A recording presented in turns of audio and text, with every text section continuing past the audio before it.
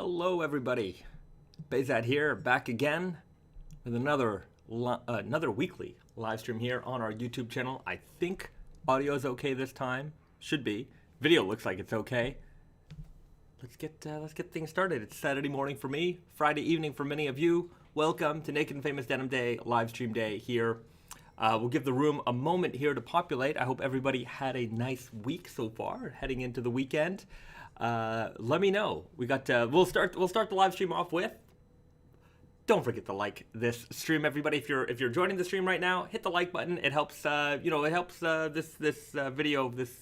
stream become more findable for other raw denim lovers out there on the internet. And if you haven't already subscribed to the channel, do that right now. And let's start off the live stream with. If you're watching us live, let me know where you're from, and we'll see how international this group gets today. And if you're watching us on the replay, put it in the comment section below, and we'll see how international the replay gets. So, hello everybody. We've got a lot of the regulars here in the house. Van Deen, hello from London. Good morning to you. David T, hello from Iowa. Writes W5, hello from Birmingham, UK. Good evening, Bezad. Good evening. I hope you're having a nice evening. I hope you're having a nice Friday night out there, I'm Sway. Invis Ian's DC is in the house. Greetings from the rainy DMV, the Moor. Philip F. Oh, look at those new boxes. These are actually old boxes of stuff that we're sending back. But those are our Naked and Famous Denim boxes. Made in Canada, fabriqué au Canada. That's right. So we've got our bilingual Naked and Famous Denim shipping boxes. Hello from Friedberg, Germany. Piggums, maybe. Todd Hackett, regular, but always welcome. We love our regulars here on the live stream from Philadelphia here. DC is in the house. James Seitz, Czar of Mudkips. All right, Mudkips. From Kentucky, wearing my Weird Guy Black Cobras. Great choice. I have a pair of Black Cobras that don't fit me because I gained a lot of weight. That happens. Kenny Ingram, hello from Winnipeg. The Peg is in the house. We've got Elle was here. Hello from Wisconsin. Minus 12 Fahrenheit right now. Stay warm out there. Japan is not doing too bad. I think we're in the positives. We've got Emma Hunsinger. Welcome to the Naked Famous Denim family. We've got a new subscriber. Everybody, welcome Emma to the family. Anonymous 24. LA now, but forever a Torontonian. I feel the same way. Except I'm not in LA, but I am in Yokohama, Japan. Kentaro, good night. Good evening from Sweden.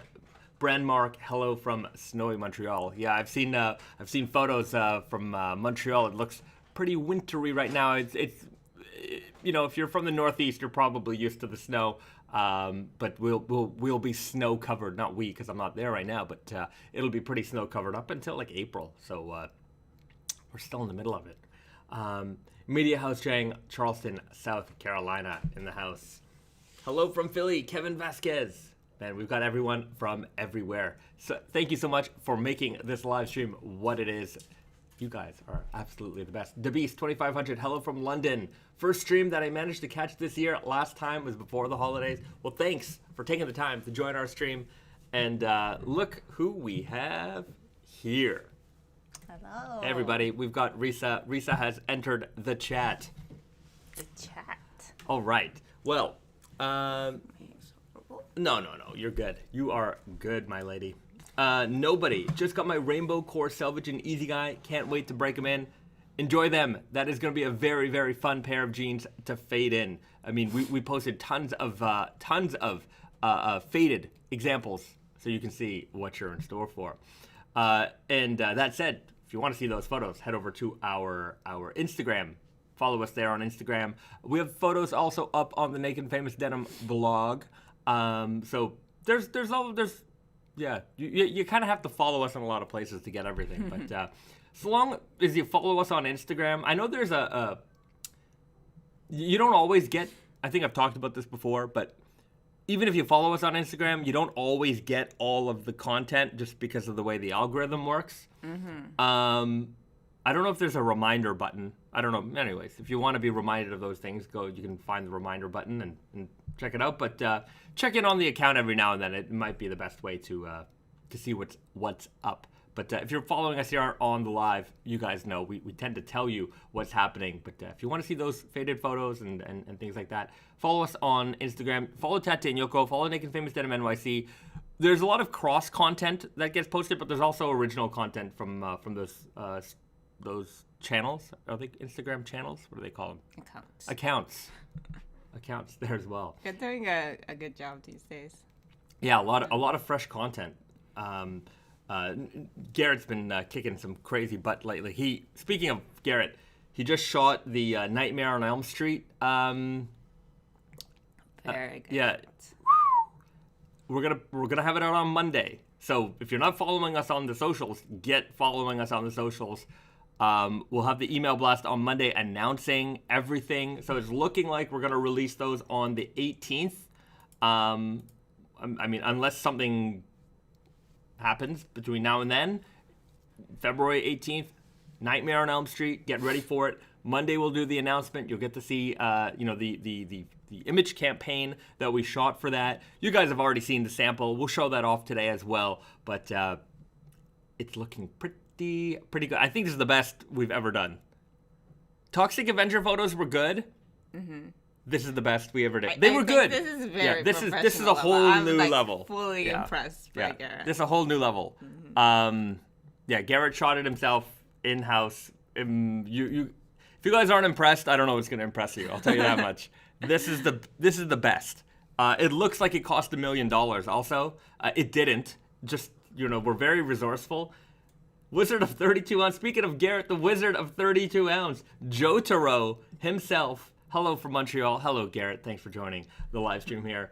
Nightmare on Leica Street. You mean? I think he shot it with the work camera, which is an A7 Sony A7 III. It's the same camera I have that we shoot our YouTube videos with. But yeah, that's coming soon. So speaking of Nightmare on Elm Street, if you guys haven't caught up with the films, go and watch them.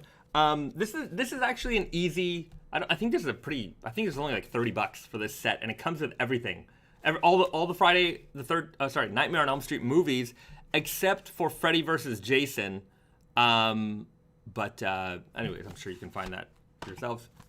7 movies, all in one set. I think it's a pretty cheap set. You can go and find it. It's got them all. So you want to get caught up? Find this, check it out, watch the movies. We're gonna be watching the movies this week. I like to get pumped up for these releases. I think we're losing focus here. Oh. There we go.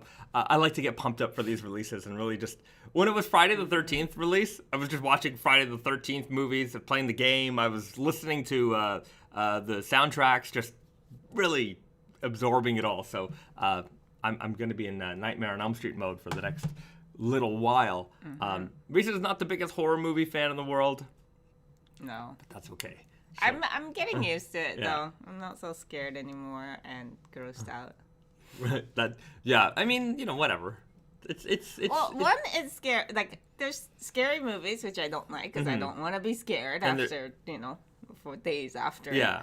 But there's also the gross. Gore. Yeah. There's gross, there's gore. Anyway, we don't need to get into all that stuff, but yeah. Nightmare. And there's also ridiculousness, and I know you appreciate that, yeah. But I'm just like, I don't know. I don't like the ultra-violent, like the stuff that looks really real, like really real. I like the stuff that's over the top, right? If it's really real and it's a little brutal, it's a little too much for me. I've watched those movies before, and it's like, oof, that's rough. I like the stuff that is so over the top that it's semi-comical. Like, have you ever watched RoboCop and you see the violence in RoboCop? Like, it's a really gory movie, but... Which I didn't really know, because... You don't... Because it's so comical. It's so outrageous that you're like, I'm watching fantasy, Yeah, but I also watched it when I was I don't know how old I was, but I was definitely a kid, and maybe there were, cut versions, but I didn't really think that they were wow, this is... violent. So, exactly. So there's certain things you can tolerate. There's certain things that are way over the top. Nightmare on Elm Street, I think it's an all audiences type of horror movie. I don't think it's particularly out there, but you're there to watch the outrageous kills. So we're gonna harness that in the Nightmare on Elm Street denim, and the photos, I think you're gonna love them a lot. Van Dien, horror movies are good, but torture ones are a no-no. Yeah, I would agree. Yeah. Martin, Cabin in the Woods and Drag Me to Hell, so good. Yeah, I would agree. I mean, there are certain ones that are like Last House on the Left. That was actually, so Wes Craven is the creator of Nightmare on Elm Street. But his first movie was Last House on the Left, and that one's rough. I can appreciate that movie, but that's a rough one to get through. Oof.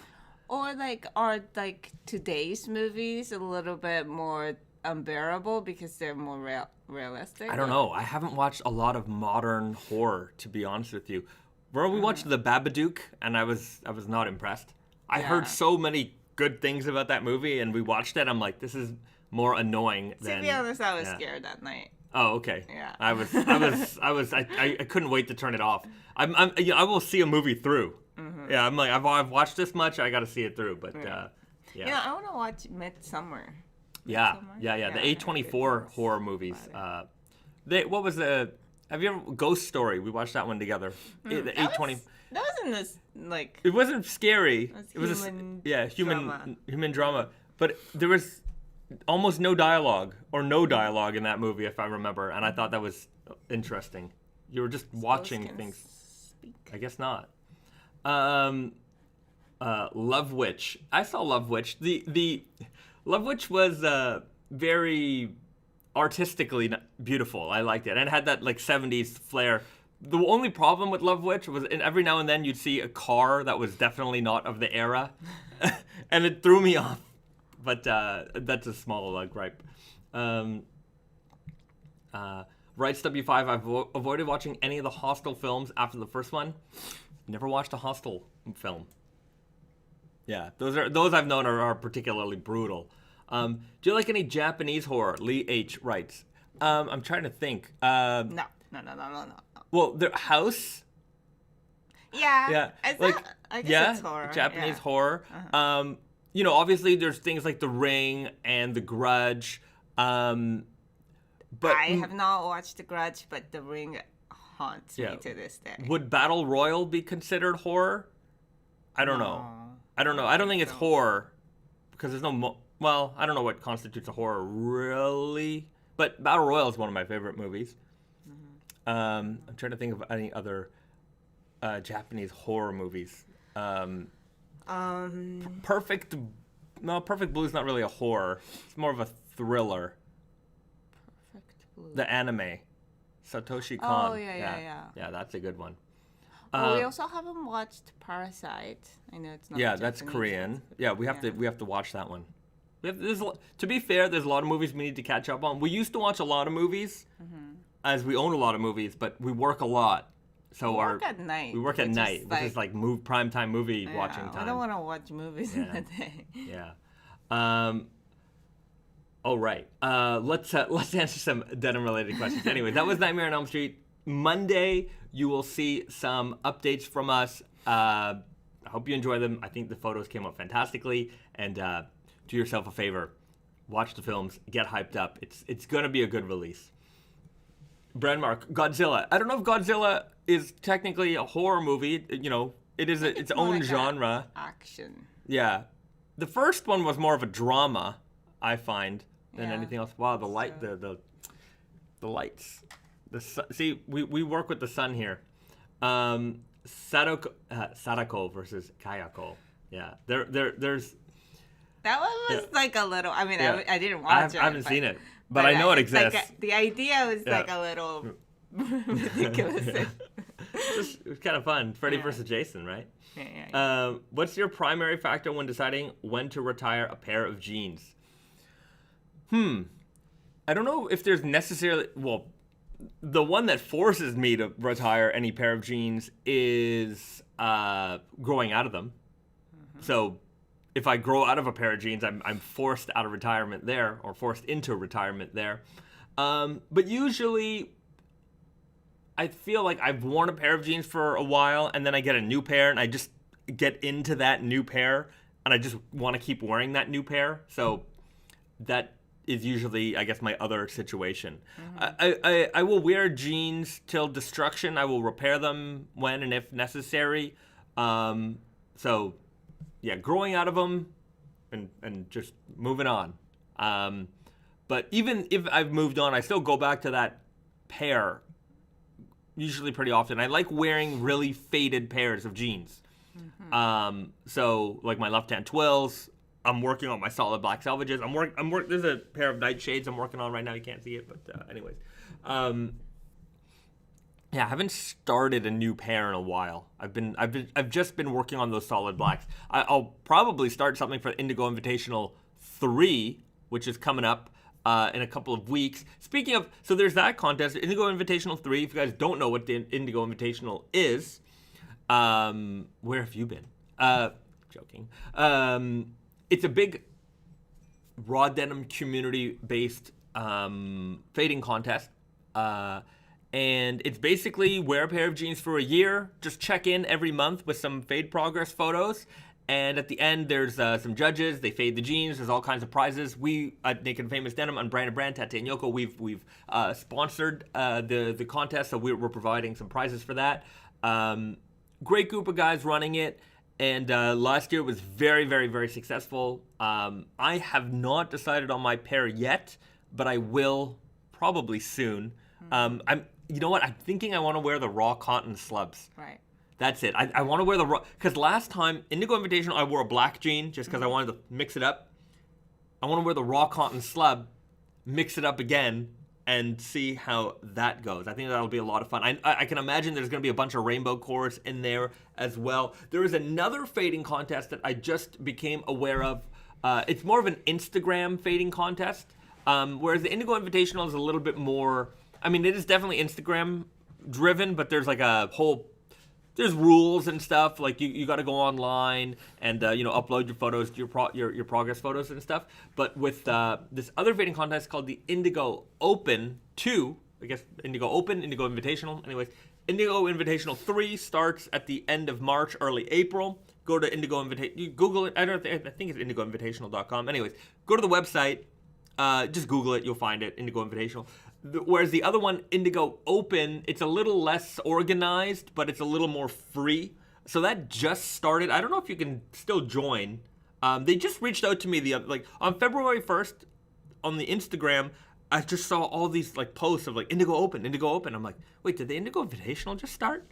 I'm like, no, I didn't register and I didn't do all my stuff. So I was a little confused and started asking some questions, and then one of the people from the Indigo Open reached out to me, and they let me know what was going on. So that contest, I don't know if you can still join it. I'm not sure. But it started on February 1st, and it's 9 months long. It's less structured. Like with Indigo Invitational, every month you had to provide your update. But with this one, I think you just update as you want, and at the end of 9 months, there's some kind of judgment. Yeah. Some people probably prefer that just because, I kept forgetting about my Indigo Invitational photos. Even though they send you the updates, which I like, sometimes I would procrastinate. I'm like, I have until the 5th of the month to update. Yeah. And so the 5th of the month would come, and then I'm like, oh, wait a minute. I forgot to do this, and it's 7 p.m. and it's dark. So I'm have to take these dark, you can't see anything photos. Yeah. So, but I do appreciate, they're very organized. So if and at least there's people who like rules. There's rules, and it's also a good rule. Yeah, it just for my personality, it just wasn't happening. And it's a little bit. Anyways, it's going to be bigger, I think. Indigo Open is still rather new. Indigo Invitational has got 3 years under its belt. It got really big last year. It's going to get even bigger this year. So, anyways, lots of raw denim fading contests going on right now. So it is a good time to consider if you are looking to change your jeans up and get something new. Now you can wear it with it's There's the movie The Sisterhood of the Traveling Pants, which I've never watched, but That's a book. It's a book. And- It's a yeah, book and a movie. Never watched it, never read it, but I liked that title. Yeah. I guess So- like girls like pass on the pants. Oh, to, okay. Like, I think. I don't know. I've never I have read no it idea. either, But there's there's got to be something for this. There needs to be a slogan for what's going on here. It's like it's Brotherhood. brotherhood. This is everybody, you know. It's No, I know, but yeah. it's like, mostly dudes. It is mostly dudes, but yeah, we're all doing it together. You know, we're all fading. We're fading together and enjoying the raw denim experience, and it's kind of neat because, well, I mean, it's kind of obviously it's neat because we all start at the same. Everyone's kind of got the same starting line. I mean, we're all wearing different jeans, but by the end of it, it's so impressive to see what happens at the end, right? Some people's jeans look like they've been worn for 3 years. Some people's jeans look like they've been worn for 3 minutes, but it all depends. Brotherhood of the Fading Pants. Brotherhood. We are a family of fading pants, fading fanatics. That's. Doesn't sound cool. We're starting a cult, guys. It's a new cult. Riley O'Brien writes, "What's the fastest fading pair in the Naked and Famous collection? Love you guys. Thanks for all that you do." Fastest fading pair. That's a good question. Unbranded 21. The unbranded 21 ounce is the fastest fading denim on the planet. Nothing fades faster than that. I would say that Just like putting in the bag and going somewhere just gives you a fade. that cotton does not want to hold on to that indigo. It is just so bizarre. They're like having an amicable divorce. It's just like, get off me, and it just fades. It's really beautiful. But Naked and Famous collection wise, I think Dirty fade, Left Hand Twill, those tend to fade pretty fast. Deep Indigo Rigid Selvedge fades pretty well, pretty quickly. Any of the heavyweight stuff, Elephant, those are Okayama Spirits. In the core collection, I would say Left Hand Twill, Dirty fade, Deep Indigo Rigid, although those are kind of being discontinued. So if you can get a pair, get them now. No, we're running one more production. Oh, we have one more production. I think we have just whatever fabric we have left. Yeah, stick to those. You'll be very happy with those. NV writes, "Wearing my Naked and Famous times Franken Oak jacket for the Indigo Invitational 2. Good on you." See, the Indigo Invitational is open in that sense, where you can wear jeans or a jean jacket. In Indigo Invitational, they had their jacket fading contest, so that was a separate thing. But yeah, Blake, is the Naked and Famous Spring Summer 22 release schedule out yet? In particular, the strawberry milk denim. Not yet. I will tell you why. I've mentioned it before, but there's all kinds of shipping delays, and that has really prevented us from getting stuff out.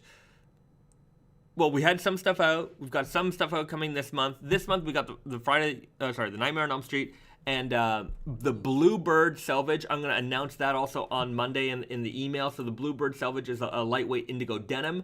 That's going to come out on the 25th of this month. So we'll have 2 releases this month.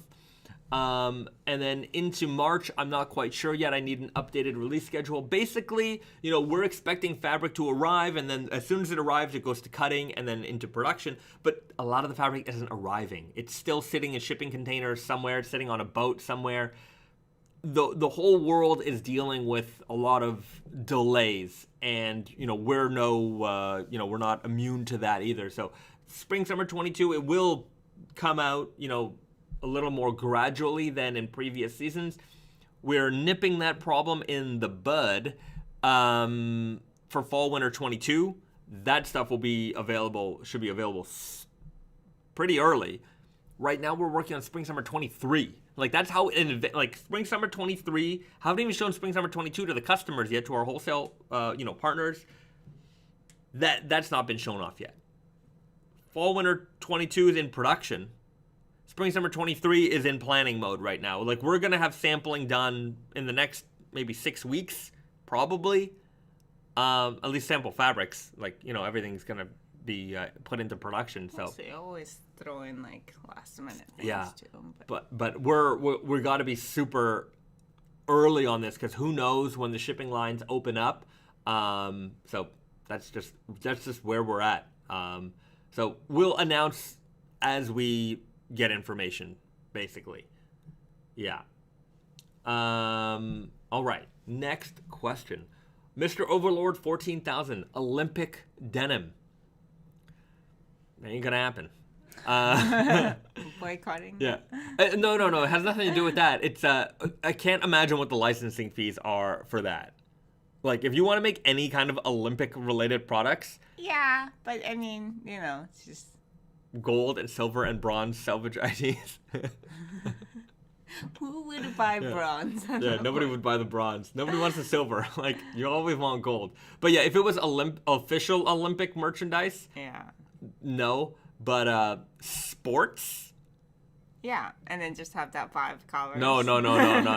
You really can't mess with them on that. Of course you can. The colors are not trademarks. I'm sure they will mess you up. I'm sure they're super litigious. Yeah, they don't even like it when you like.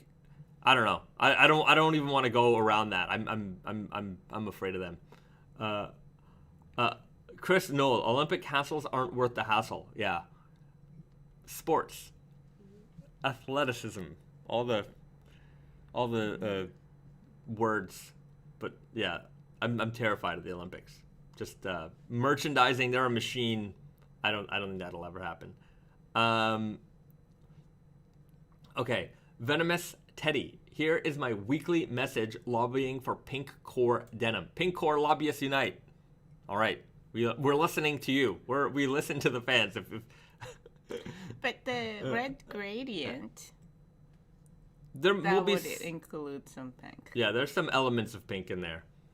Okay. NV, we need a Sashiko times red core collab. That could be neat. Yeah, that could be neat. Brand Mac martial arts series. What would that be? Like Sashiko judo jeans. Mm-hmm. Okay. Other martial arts. That's it. I don't know. That's it. Yeah. Judo, kendo uniforms use the same kind of material. They're all kind of use no, the same. No, karate, taekwondo, they don't use that textured material. Oh, I remember because they use that textured material because it's easier to grab. Mm-hmm. When my first martial art I ever did was judo, so I had my judo gi, and then I went into karate and I wore my judo gi to karate, and they're like, "What are you doing?" Like, "Oh, you're a judo guy, huh?" And I'm like, "Yeah." So yeah, they. I remember when I went to.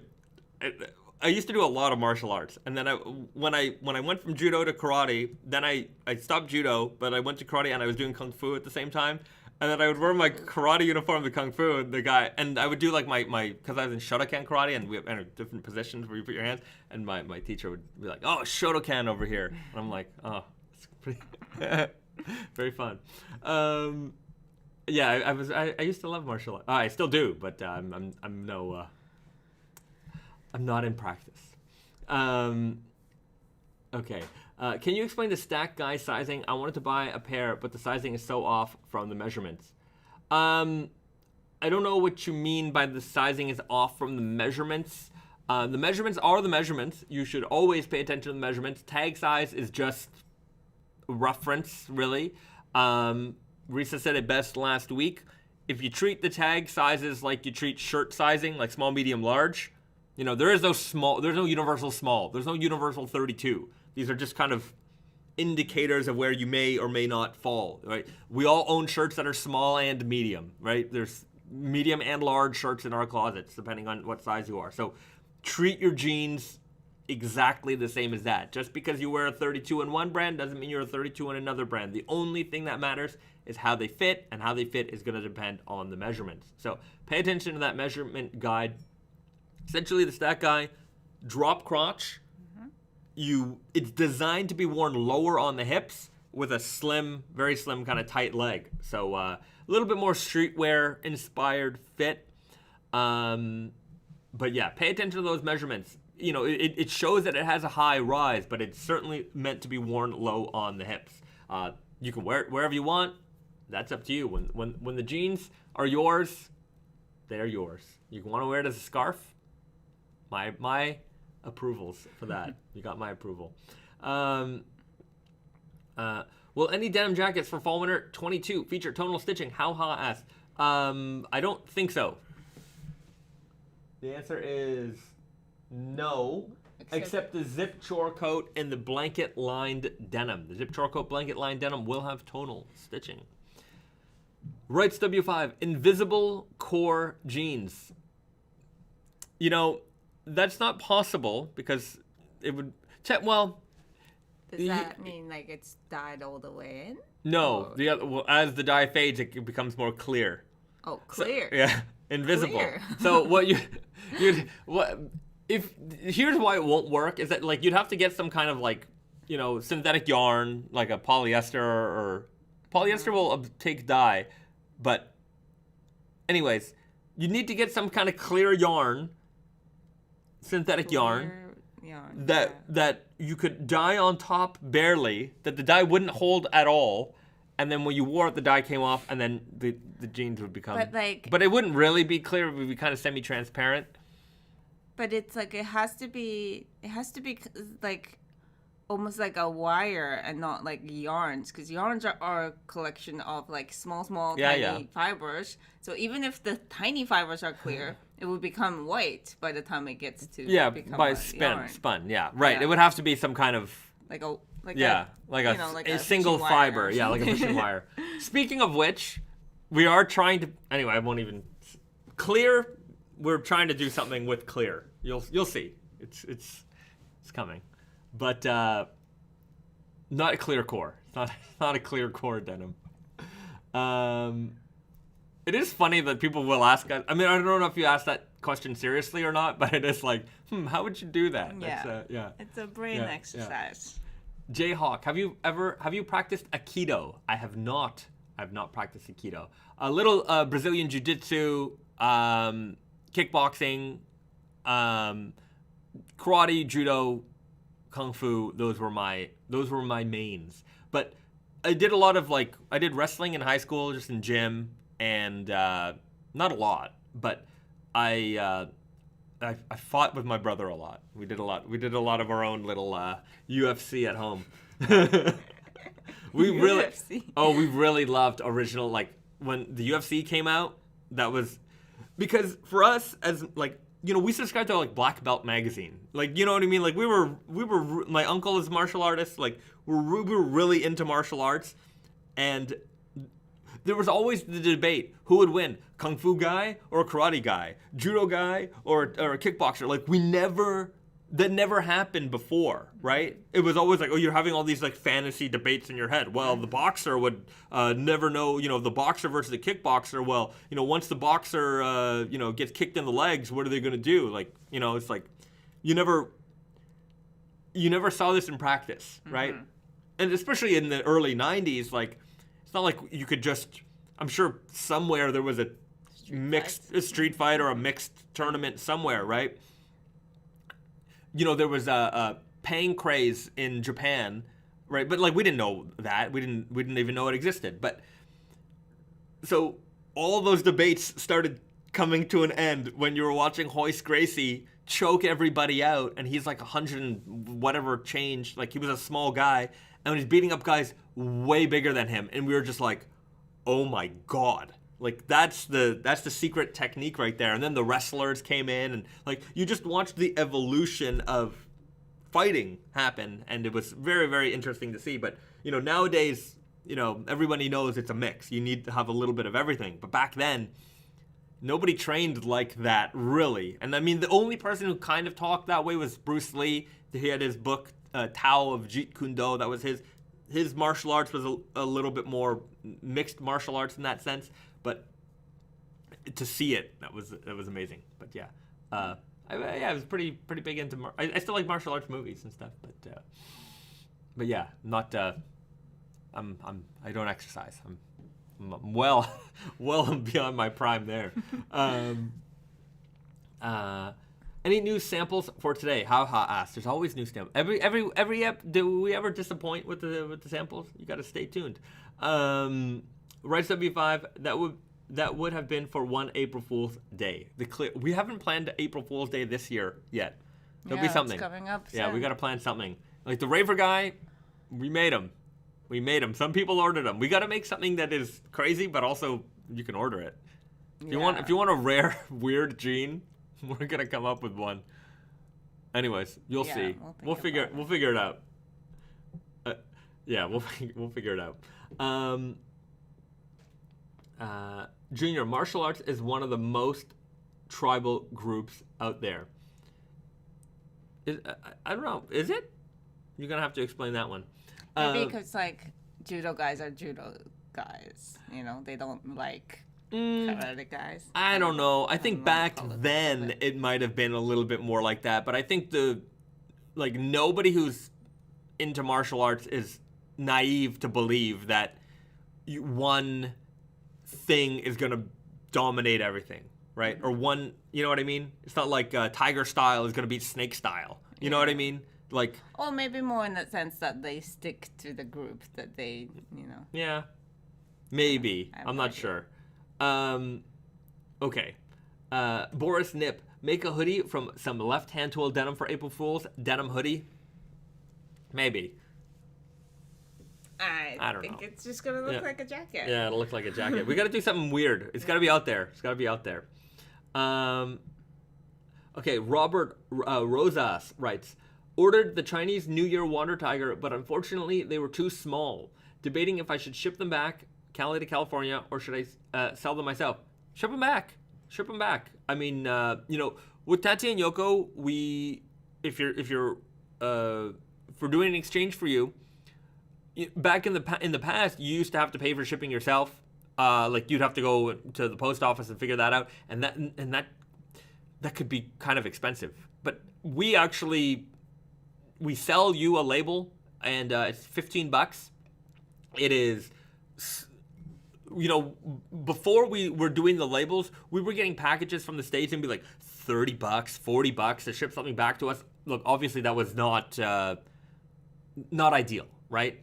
You got to get the jeans back to us to exchange them. I understand, but that whole cost process, very not fun. So, anyways, we provide the label, and it is way less expensive than you going to the post office and shipping it yourself. So take advantage of that. We subsidize that in a way. So. And we also do this manually, so it's not instant. We're not going to be able to send you the label right when you buy it, but it'll be sent to you like within a day or two business days. So how the return process works on Tate and Yoko. If you get something that doesn't fit, you don't like it, you change your mind, whatever, you have anyway, check out our sales policies. Depending on what it is, you can exchange it, sometimes you can't, but you go to returns, you put in your order number, you put in your email, and then you pick the item that you want to return. That then triggers something on our back end where it says, okay, well, so-and-so customer wants to return this item. Then we approve it, and if it's approved, you get an RA number, and then we'll send you shipping instructions, which includes buying a return label from us. So if you buy a return label from us, you buy it, and then we create it ourselves. It's, we're not Amazon. We don't have all these fancy automated systems and such. Be nice if we did, but we're not quite there yet. Unless you're from Canada, then you get the label automatically. Yeah, our system, that's true. Our system does create the Canadian labels automated. International labels for us, so America and the rest of the world, we have to do that manually. So anyway, we write that up, we put your information in, and then we'll send you a PDF file with the return label. It has the customs documents so that we can receive the items properly, and it costs you $15. $15. We get it back. We issue you the credit, so you'll get a credit like a gift card number, and you can spend that on anything else you want. So a lot of people ask us like, hey, I want to exchange an item, and the reason like we can't technically exchange something, like when you go to a store, when you're exchanging something, there's actually two transactions that are going on. The transaction for the return, and then there's a credit in the system, and then that credit gets applied to the next item. But you can do that all in one shot because you're there. But because you're not, all these processes are, separated. We can't just say, hey, here's a new pair of jeans. I'm working on getting that set up eventually. There are systems that we can use. But it's essentially basically what you said. It's it's just returning and holding on to the credit to use on the next pair. And it's just for us, like, the risk is that if the person who was going to return the jeans decided not to return the jeans, then we we don't have the credit. So that's the hard part. But in the future we should be able to do that, but for the time being it's not an option. Right. Robert Rose asks, okay, thank you. I thought I was gonna have to pay $45 or more. No. Our return shipping rates are it's like $15 from the United States, $10 from Canada. International might be a little bit more than 35 for like Europe and wherever. But we try to keep the cost relatively low. We are subsidizing that cost. But shipping, this is the thing, when people see free shipping on these websites, it's like, it's not free. Like, the company might be paying for it, but they're paying for it out of the profits of the product, right? All that is being put into the cost of the item. So it's like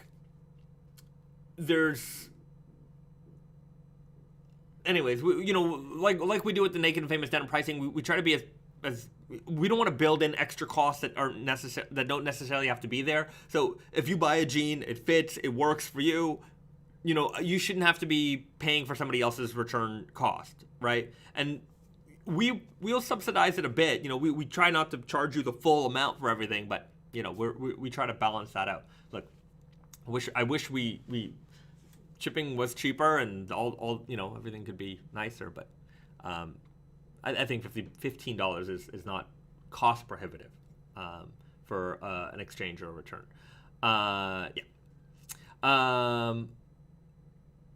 Venomous Teddy, do you guys have a Ringspun cotton tee that you can show us on stream? I want to buy from Tate and Yoko. I'm wearing one right now. So this is the Ringspun circular knit Naked and Famous Denim basic tee. This is in the navy. It comes in a bunch of different colors. Fantastic quality. I mean, for the cost, it's pretty unbeatable. Circular knit, no side seams. They last forever. I mean, I have a closet full of these, and they don't get any holes. They've just held up so long. So, big fan of these. They sell out fast. Like, we get 800 of them in, 800 of them gone. Like, this is one of the fastest selling items we have on our website. We've somehow, people put us on the best cotton t-shirt list. Like, we're on a lot of those. So a lot of people look to us and they'll buy a bunch at a time. So I would look for the cost of these. You're not sure, it's no. I would say that it's worth. If you're not sure, trust me, you for the small amount of money that these are, for the quality, you've got no risk. I don't think anyone's been disappointed with this t-shirt. Yeah. It's also very basic. Like, it doesn't look fancy. Just like it really is a long-lasting, clean, basic item. Yeah, you can get it with the contrast pocket, or you can just get it plain. But yeah. Blake, is that also a Naked and Famous Denim hoodie? Yes. This is. Yeah. It's the pullover hoodie. Yeah. It is a men's item, or men's sizing, but it's unisex. Well, unisex in a way that, like, I'm wearing extra small, and it just, fits me pretty well. Yeah. We offer them from double extra small to double extra large. So, yeah. It's not always in not stock. Not always in stock. But, yeah, the hoodies, anyways, like the t-shirts, the hoodies, like, they sell, and then it takes a while to restock them. But when they're in, they're gone. But c'est la vie. It's a good problem to have.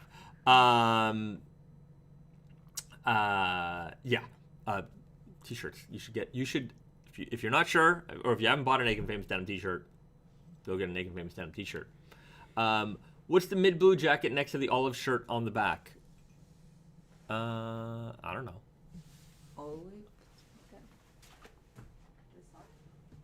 I don't know. What's the mid blue jacket next to the olive shirt on the black back? Olive shirt. I think he means this olive jacket, mid blue. Yeah. It's just it's the left hand twill. Yeah. Zip jacket that we showed last week. Yeah. Check out last week's Yeah. live stream. Yeah. Please offer an MIJ Kakishibu product. Juan Meza writes. That'll probably happen at some point. I mean, MIJ Kakishibu? yeah, at some point. I don't think we've. No. Yeah, Really? MIJ 5. Yeah. MIJ 5. So we did, and it'll probably happen again at some point. Okay.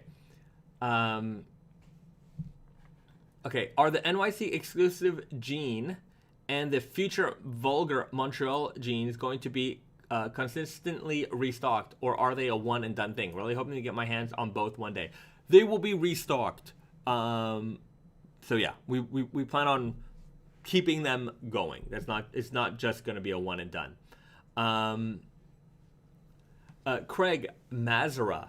Just ordered my first pair of Naked and Famous Milk Selvedge hem today, already counting the days until I get them. Great choice. Can be a very comfortable jean for the upcoming warm months ahead. That cool touch will be of the milk will be instant. You'll see it. It's pretty neat the way that works. Yeah, it's very silky smooth. Yeah. Sir Selvedge, are you releasing a new Selvedge Foundation shirt? I don't know. I thought about it. I'm not sure if we will for the Indigo Invitational 3 or not. We'll see. I'll maybe it might be something different, but we'll see. Code Name writes, first time joining the stream.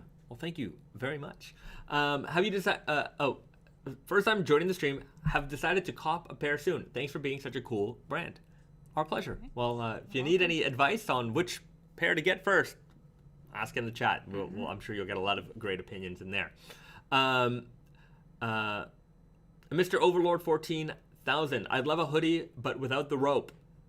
Here's a pro tip. Just pull it out. Sometimes I don't want the rope. See you later. Bye-bye. Sometimes it just goes away and then washed too. Because I didn't tie it. Yeah. Junior, I just got the Erostica air freshener and it's awesome. Yeah, enjoy. I thought they were a lot of fun. They smell really nice. Yeah. Yeah, they're really nice. The names are gross, but it doesn't smell gross. Yeah, no, they smell quite pleasant. For those who don't know, Erostica is a brand that we carry on Tate and Yoko. It's by the artist Rockin' Jelly Bean. We've done collaborations with him in the past, and probably one of the few. Every time we go and see them, we're always like, "Oh, we got to work on that." And we never do. We never do, but we will at some point have another Rockin' Jelly Bean Naked and Famous Denim collaboration. Just a matter of time. Can you show or explain how the black by gray fades? I don't have a faded pair here, but it'll look. We have to do. We're planning on doing a video on my solid black Selvedge for a fade review. It'll fade like that. Just hold on till the video comes out, and you'll get a good idea. Now the solid black Selvedge has a black weft. The black by gray is a gray weft, so you could just kind of tint it up a little bit, and that's sort of the thing you should expect. Kentaro writes, the circular knit tees are so nice. I've got the navy with Asanoha pocket, and it's so comfortable and handsome. Also so affordable for being circular knit. Yeah, it's a very aggressive price point. You know, I don't think that there's anything like what we make at the price point that we make. So enjoy it. I've got a dozen or so of them. I mean, I work for the company, but I'm. It's also made like to those style. Yeah, it's in Montreal and next to our office. It's the only all Canadian product. Like, this is Canadian fabric and Canadian made, whereas everything else in the Naked and Famous line is always Japanese fabric, Canadian made. So yeah. Okay. What's the top block like on the True Guys? I will let you know when I get the sample. Haven't got the sample yet. and I will report that back to you as soon as we get the sample. We'll do a model for you guys on the internet here. You guys will see. Blake, is it common for you guys to get requests to hem jeans into jorts? Common is not the word I would use. But no. It has, I mean, it does happen. Yeah. Yeah, it's not uncommon. It's not like we're like, oh, it never happens. Yeah. But yeah, every now and then it happens. Okay. I don't know how to say that. Don't say it. I'm not even going to say it. I'm just reading your question. Solid black and groovy guy coming anytime soon, before the summer. Also, the orange hoodie. Orange hoodie will be here in like 2 weeks or 3 weeks. It's coming very soon. Yeah. It's on the way. Okay. A lot of bless us. Well, bless you guys too. Thank you. Because of my sneeze. Oh, you sneezed. Yeah, okay. Well, bless you. Yeah. Thank you, guys. I didn't even notice. What's the material of the tags on the circular knits? On the tags, it's like it's like a fake suede. Faux leather, faux suede. It's not really suede. It's, but it does have a nice feel, and it's not scratchy or anything. Yeah, it's very soft. Trevor L, what's the true guy? New fit? New fit. Yeah, so it is the proper straight leg jean that a lot of people have been asking for. I know it's kind of a hole in the fit arena that we have, the fit offering that we have. Fit arena. Fit offering that we have. Why did I say fit arena? It sounds so stupid. So a lot of people have been asking for a true straight leg. We've needed a true straight leg for a while. So we've come out with the true guy. So that is in sampling right now. The samples were supposed to be ready a while ago. Anyways, things are backed up, as you guys know. So as soon as I get the sample, which I'm gonna presume in the next 3 to 4 weeks, I'll give you guys the lowdown. But we will have production out before the summer. So May, June, I'm hoping to have a small production of the true guy out to test the waters and see how it does, how you guys like them. Dennis Wethmar, upcoming pop culture collabs. Well, we have a collaboration with JoJo's Bizarre Adventure. So we've got the anime collab coming up. That's the next collab after Nightmare on Elm Street. That's the big one we're working on. We've submitted all of our designs to the JoJo's team, and we're just waiting back to hear from them. So this is the long process, because the approvals process always takes a while, especially with these companies, because we have to work with JoJo's Team USA, and then JoJo Team USA has to work with JoJo Team Japan. And Japan has always the final say in everything. So even if USA likes it, Japan doesn't like it. Japan says change this, that, and the other thing. We got to go and change this, that, and the other thing. So that's why I haven't really given out too many details yet, because things can change on the fly. So hopefully we will get our approval soon. As soon as we have the approval, I'm going to let you guys know everything. We'll show you the design sheets. Yeah, you can't hold on to any. Yeah, I can't hold on to any of the secrets. You guys will get it all. So, I'm.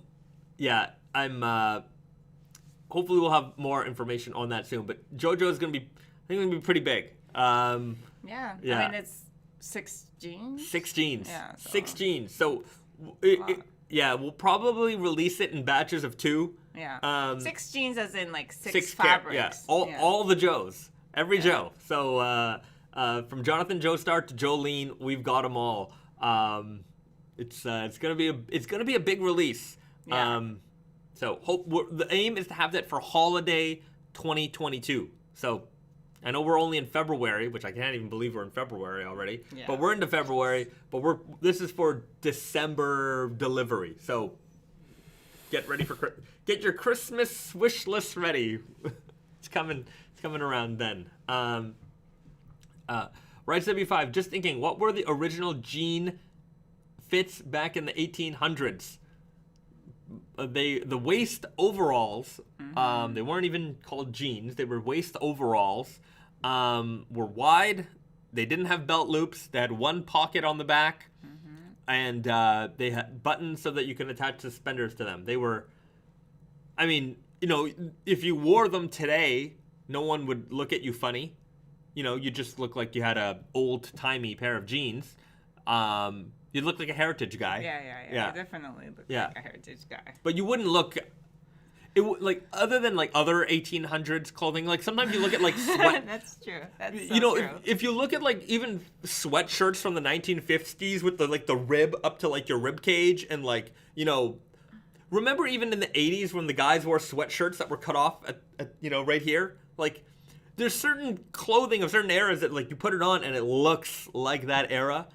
You know, other apparel. Women's dresses from the 1800s. You wore a woman's dress from the 1800s and you wore that today, you'd look like you were wearing something from the 1800s. Where if you wore jeans from the 1800s or the early 1900s today, you wouldn't look out of place. You'd look.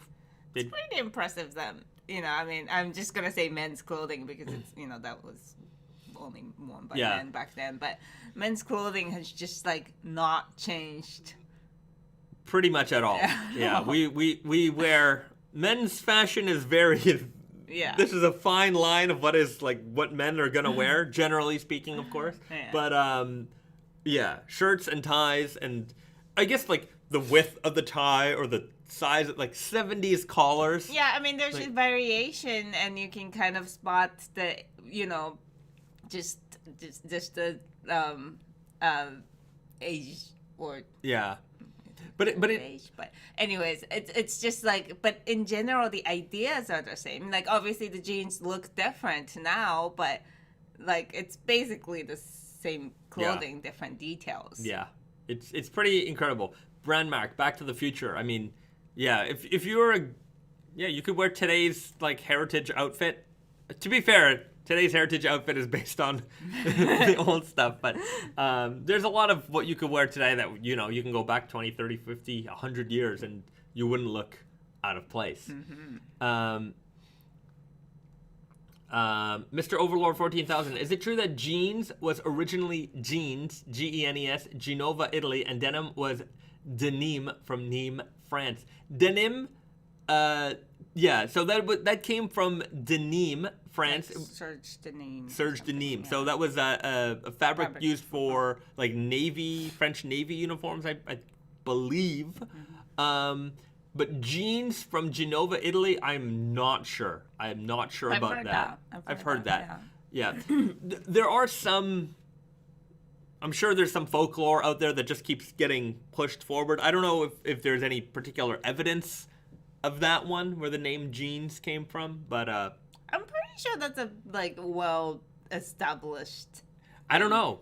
I don't know if it's well-established or it just keeps getting repeated. I don't, like, see, that's as far as I know. Oh, I've heard that, but I don't know. Yeah, I don't know. It's in my textbook, so. Yeah, so sometimes things in the textbook are not true, you know? You never know. Or, restructuring history. Yeah, but, what else about jeans? Old-timey jeans. That they were very lightweight? They were very lightweight. Yeah, we have old catalogs, old like Sears catalogs from the early 1900s.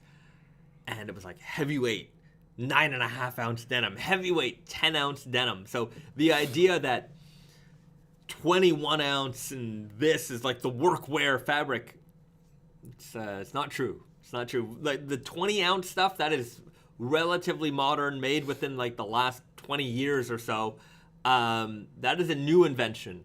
The old-timey, old-school, real, minor fabrics, that was all super lightweight stuff. The stuff that we consider summer, comfortable, breathy, airy fabrics now was the tough, hard, working wear fabrics of back then.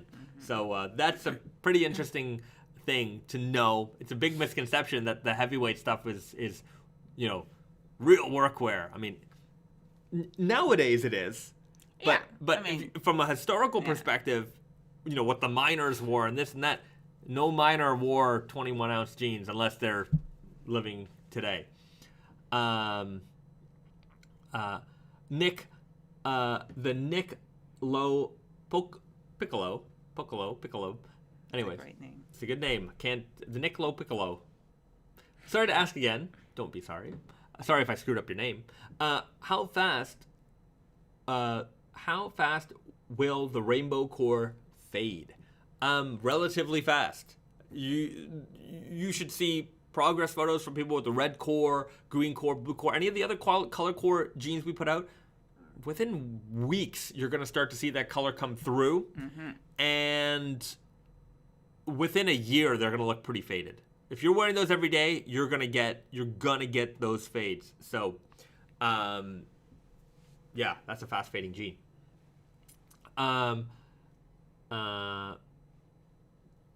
Okay, the other,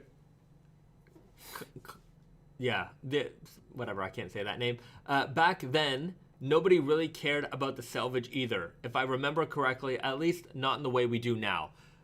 Yes, they didn't care in the respect that we care about it because it's an old school detail. It's the proof that it was made the old school way. Back then, that was just the way. Yeah. Right? There was no other option. Yeah, there was not. That was how all fabric was made. That's how all denim was made on these shuttle looms.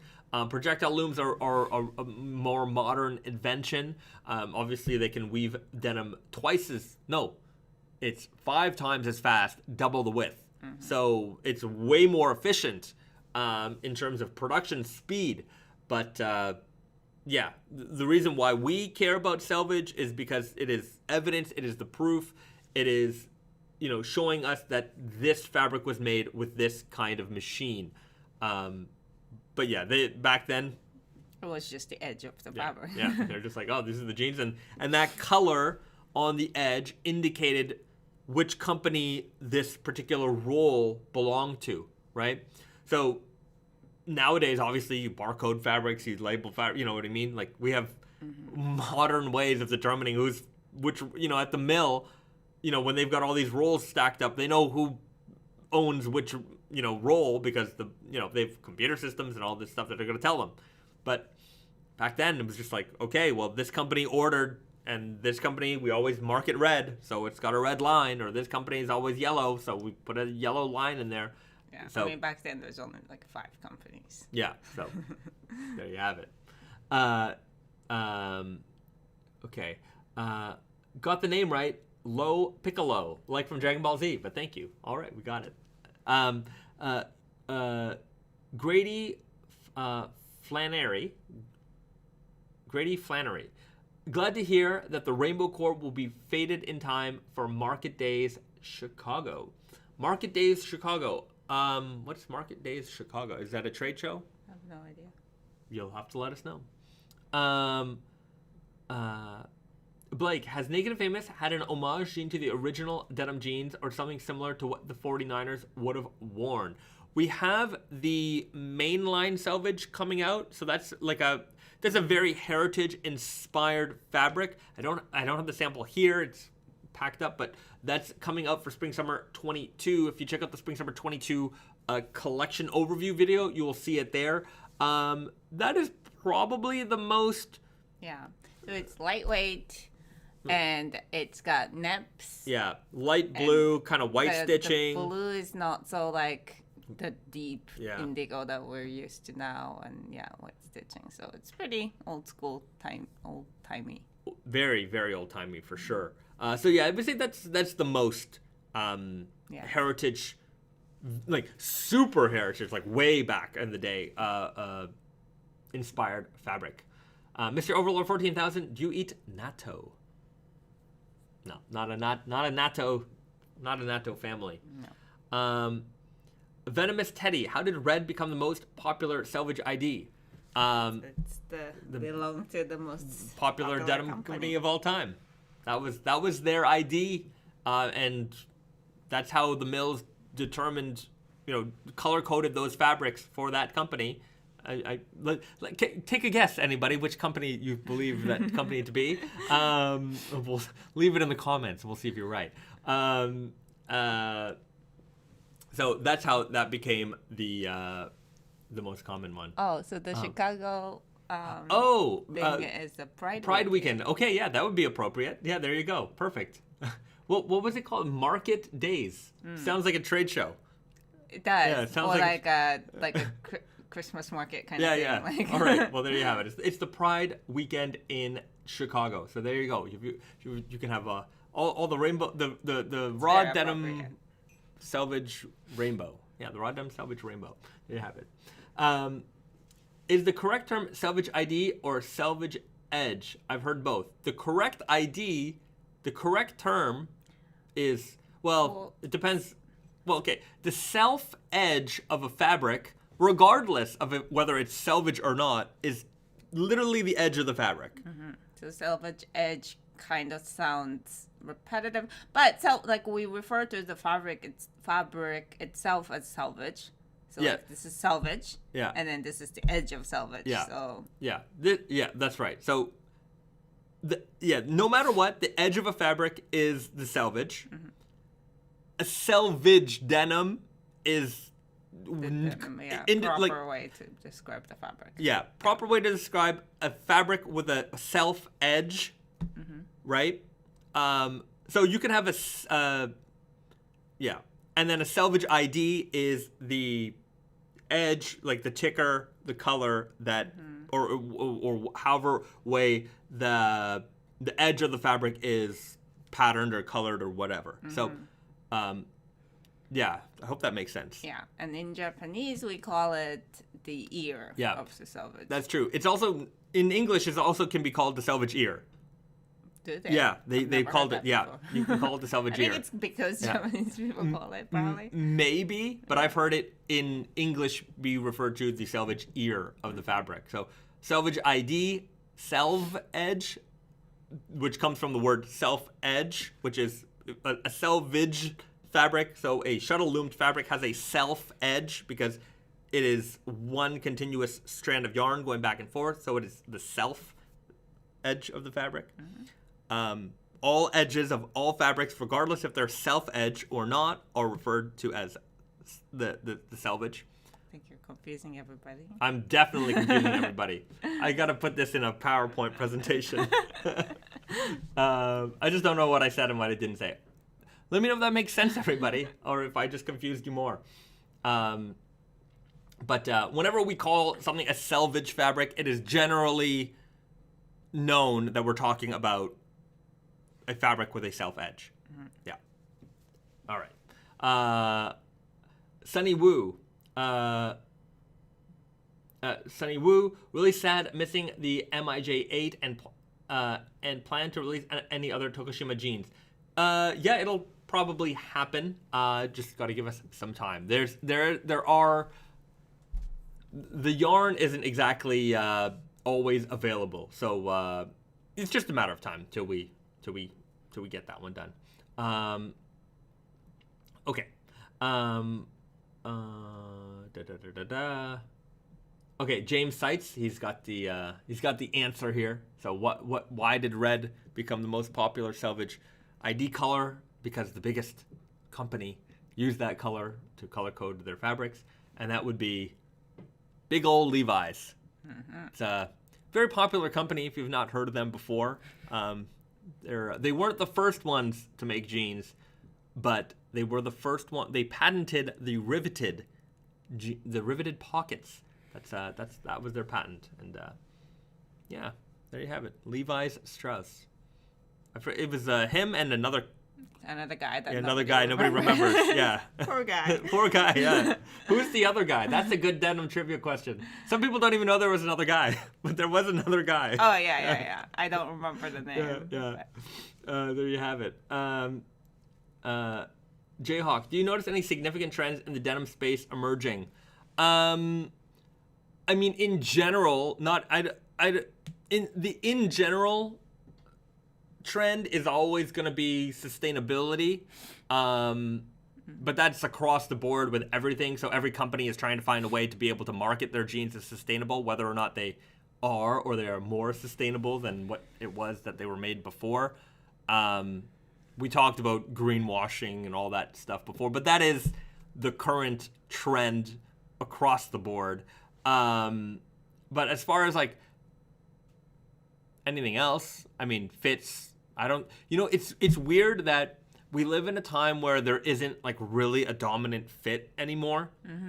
Yeah.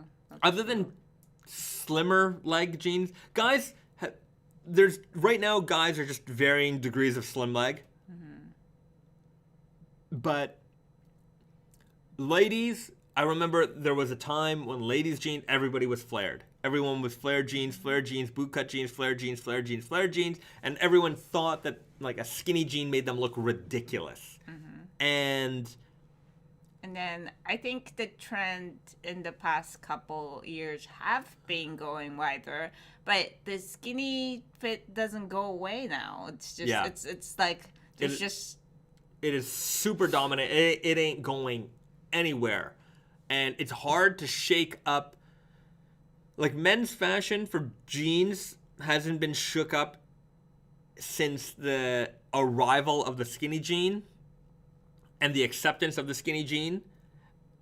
I think, like, here's my theory. I think it's because skinny jeans means that it's just the shape of you. Like, it just, whether you have a thick legs or, thin legs, it's just going to be appropriate because it's just your leg. Right. But for me, I'm sure for a lot of people out there who are my age as well, who grew up with baggy jeans and like hip hop culture and just like, there was so much, the jeans were getting ridiculous. They were getting so wide. Like you could stand in one leg. They were so wide. And the idea that became like the same guys who are wearing that are now wearing like super skinny jeans. Like, and back then, if they ever saw anybody, you know what I mean? Like, if we saw somebody wearing skinny jeans, we'd think that guy looks ridiculous. That's crazy. What are you doing? Right? Like, we would have been judgmental about that. Obviously, the world is a lot more open than it was before, but it is kind of nuts to see everything go from super wide to super skinny in one generation. And you don't even see people with baggy jeans anymore. Like, really baggy jeans. Sometimes. But they stand out. Yeah, like, that's a rare Pokemon. It looks like they live in the 90s. Yeah. Yeah. Every now and then you see one guy who's just the 90s guy, and they never let go. Never grew out of it. The 90s was the best for them, and they're like, I'm sticking to this one. But, yeah, it's since that change, when skinny jeans came in, the men's, and that was like mid-2000s, men's wear in general has really, I think, stayed in that zone. Like, nothing really shook it up. Unless there was that moment when joggers were really big, right? And there was like a lot of jeans that are like that. Yeah, jean joggers, elastic bottoms. I did not like that phase. That was a weird phase. It was right after the Heritage phase. Like, Heritage had its big moment. And then right after that, it was like jean joggers and like jogging pants with elastic bottoms. And everyone was wearing them. And it was like, whoa, that was weird. Yeah, that was weird. Weird time. Nobody wears you don't even see guys in that anymore. Yeah, I mean, like, like sweatpants are still prevalent. Yeah, but sweatpants are different than those jean jogger pant things. Yeah. But I mean, I do see like maybe not so jeansy, but like khakis in that shape still every now and then. Every now and then, definitely not as prevalent. Yeah. I think there was a lot of people who didn't accept that trend. Like, it wasn't like everybody wore it. Or they rejected it. It was like that and like some Adidas Boosts. I think that was that was the outfit for so many. You go to the trade show, and it was like 50% of the guys were like jean jogger or jogger elastic bottom pants or whatever it was, and Adidas Boost sneakers. It was a uniform. And the thing about those trade shows is that I'm gonna say it. If you ever have a chance to go to a trade show or whatever, see one or fashion trade show, you will see the trends that are there, and the trends that are there are, it's like it depends on who's wearing it. Like, you will certainly see, like, when everybody's wearing it, it's dead. Like, you really know that it's huge right now, but this is dead. Like, and you will also see, you know why you'll know it's dead? It's because it's like the old timer guys who've been in the industry for so long.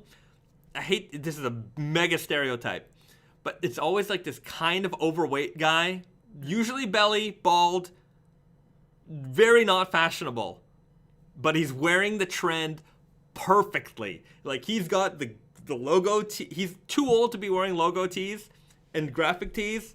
You know, some like Beach Babe or whatever, like whatever it is on the t-shirt, and you're like, you know, you've passed that moment in your life. Mm-hmm. You've got the joggers on, it's like a 50-something-year-old guy in the 20-year-old guy's outfit, and you're like, when a lot of those guys, because there's a bunch of them, are wearing that, you're just like, oh, this is dead.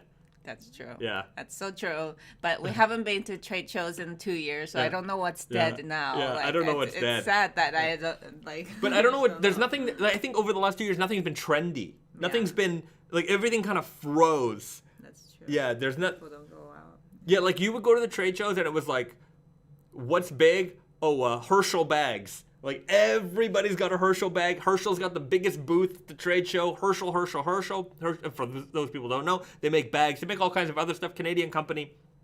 Herschel is humongous. And before that, Tom's shoes. Remember? There was this Tom's shoes wave that was incredible. And, like, every salesperson in the industry was just like, oh, my God, there's Tom's. Like, because you would go to all your accounts, they spent half their budget on Tom's shoes, and their stores would just be filled with Tom's.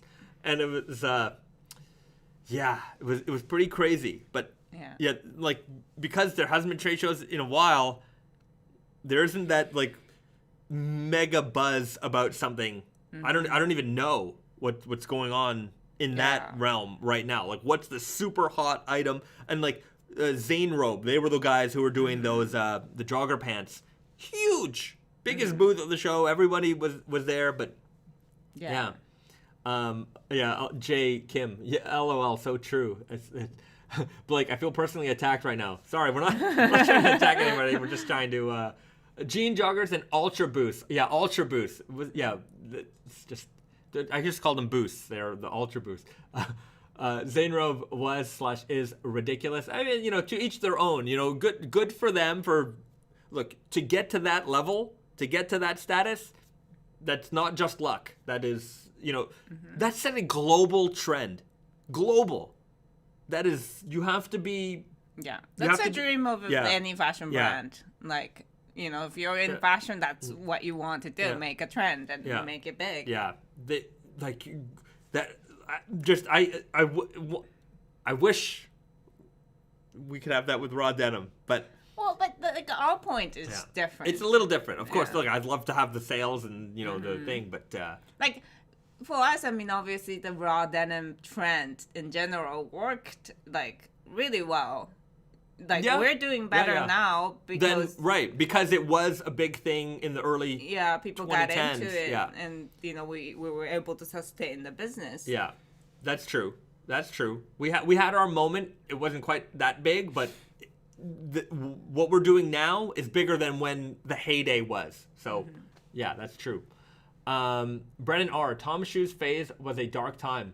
I've never owned a pair. But I did. They were so comfortable. They were like room shoes. Yeah. Like shoes that you wore at school. Although I realized that you guys don't change shoes. No, we don't change shoes at school. Do you guys change? In Japan, even schools are not allowed to have outside shoes inside. That's amazing. There's like... Really? Yes. You didn't know this? No, I didn't know that. You can't... Wow. Well, I think in high school we all, like, it wasn't a thing, but like in elementary school, like, I think even in middle school, I don't remember. No, in our middle school and high school there was no shoe changing, but elementary school, yes, and I think a lot of middle school, like out there, they do that. Like, so there's everybody has a foot locker, and so you just put your shoes in, and then that's where you like mess with people, like hide your shoes or put something in your shoes.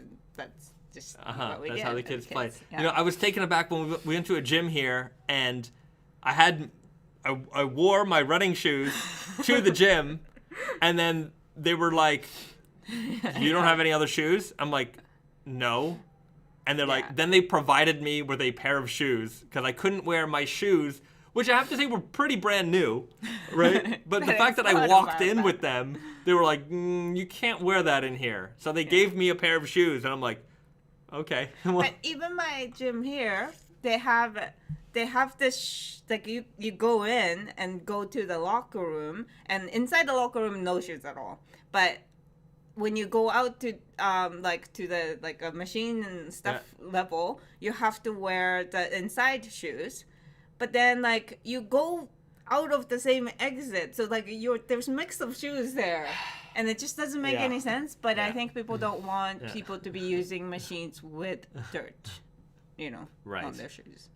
Uh-huh. All right. Well, yeah, a lot of shoe changing in Japan here. Yeah, even in the change rooms at some stores, at a lot of stores, you go into the change room in the store. If you're going to change your T-shirt, you take off your shoes and you get in the change room. Because some people are changing pants. Okay, whatever. Don't like to mix outside and inside. Okay. Yeah, a lot of shoe changing here. It's crazy just because Kanye wore some mega big red wings, people are buying them for a lot of money secondhand. Really? Okay, well, good for him, and good for Red Wing. Yeah. Look, there are trendsetters in our society. He's clearly maybe the biggest trendsetter in the world. So, yeah, I have no problem with that. Some people are, icons. Right, like he has his own style, and he can wear whatever he wants. If you want to follow him, look, that's up to you. We can look to style icons for those types of things. Sure, he's clearly the biggest one in the world. Our jeans were in the James Bond movie, and people wanted to wear those because of that. And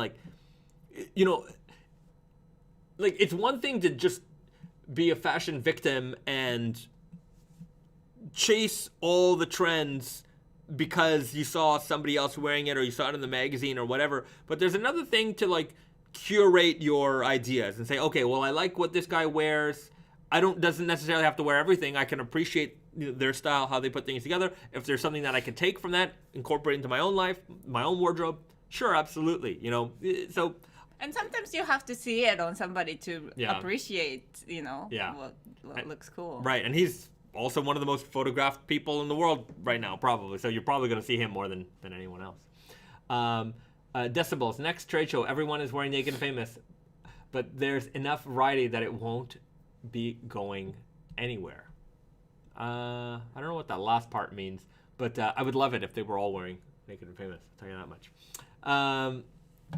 Okay. The Moor. Shoes keep germs, spit, dog, bird droppings, etc. from the outside getting inside. Yes, this is true. That's why I don't wear shoes at home. But when I'm out, it's weird to change shoes so often. I've been to restaurants where... Anyways, Japanese restaurants that make you take your shoes off. When when we were living in Canada, we were every time we were planning a trip to Japan, it would be oh, I gotta bring that shoes with zippers, so you can take it off. Yeah. And one time in a restaurant in Japan, we had to take off the shoes at the entrance. Yeah. So we did that, and then they gave us slippers at the entrance. No, it was there for people because it was kind of like a mall. So if you wanted to go to a washroom, it wasn't inside the restaurant. You had to go outside. So that's what the slippers were for there. Set up already for somebody who has to go out. I thought they were for me to wear inside the restaurant, so I wore them. Whole time he was wearing, and when we come out, it was like, why are you wearing outside slippers coming out of the restaurant? So funny. It happens. You get confused. There's no posted rules. All right. So funny. Okay, James Keating, Geta sandals. Those are traditional and historic and not comfortable. Geta. Oh, yeah. Yeah, I mean, it's not meant for running. Walking, really, for that matter. Mr. Overlord for 10,000, is there a reason for the Japanese wood sandals? I don't know what the reason is. It's just, I guess that was the material they had. They didn't bother to. I mean, I don't know. That's just. I guess it was They're durable and long lasting. Yeah, and it's not like we didn't know about, like, you know how we had like the woven things. So like, it's not like we didn't know about like soft soles. Yeah. But I don't know. I think people liked it. Yeah, they must have. I've seen ones, because you see the ones that have like 2 blocks of wood on the bottom. Mm-hmm. I've seen ones with 1 block in the middle, and it's super long, and I have no idea what those are for. Yeah, those are for walking. I think there's women's ones and men's ones too. Like men's ones, like, and like the, like there's casual ones and there's like fancy ones. Mm-hmm. But yeah, not comfortable, not for day-to-day wear. And like even wearing a kimono is not. It's not like I've never put on a. Obviously, you've put on real kimonos with 1,000 layers, and you need to hire somebody to put it on for you. Yeah, you cannot put it. Like certain people can, but like you have to be a professional to put it on yourself. Yeah. Because it would just start to shift. Like even yukatas, like if you don't put it on right, like you're not gonna last 3 hours wearing them and moving around in them. Yeah. You have to make sure everything is in place, and you know. When you come, if you guys come to Japan, like you will see, you will see people wearing kimonos. Maybe they're going to a formal event. Maybe they just want to dress up for that day. But like 99% of the chances that they went somewhere to have that put on. Like they're not putting that on at home. And unless you're a pro, unless like that's their job, they probably had somebody put that on for them. It's a very complicated garment. David T. Bezat is my style icon. Yes, just sweatshirts and jeans. Glad you like it. Covered in cat shirt. Kind of covered in cat fur. Hair. Yeah. Okay. Japan would not make a good country for Kevin Malone. No, the stench of his feet would. Oh. Yeah, Kevin Malone. Yeah, no. Sir, we had to dispose of your shoes. It became a hazard. Okay. Are you guys going to release a big size of the Elephant XS and Easy Guy like size 42? That is the plan. Yakuza's finest asks us. Yes, it should be coming out in the 42. Kanye's wearing like actual working boots. All right, good. Red Wings. Good for them. I started wearing Naked Famous because of Kid Cudi. LOL. Well, there you go. See, a lot of people can turn people on to us, and we certainly appreciate it. I started wearing Naked Famous because of G-Eazy, and now I don't even like G-Eazy. I love Naked Famous. Well, thank you. There you have it. Yeah, I mean, we've managed to find our way into a couple of rap songs, yeah.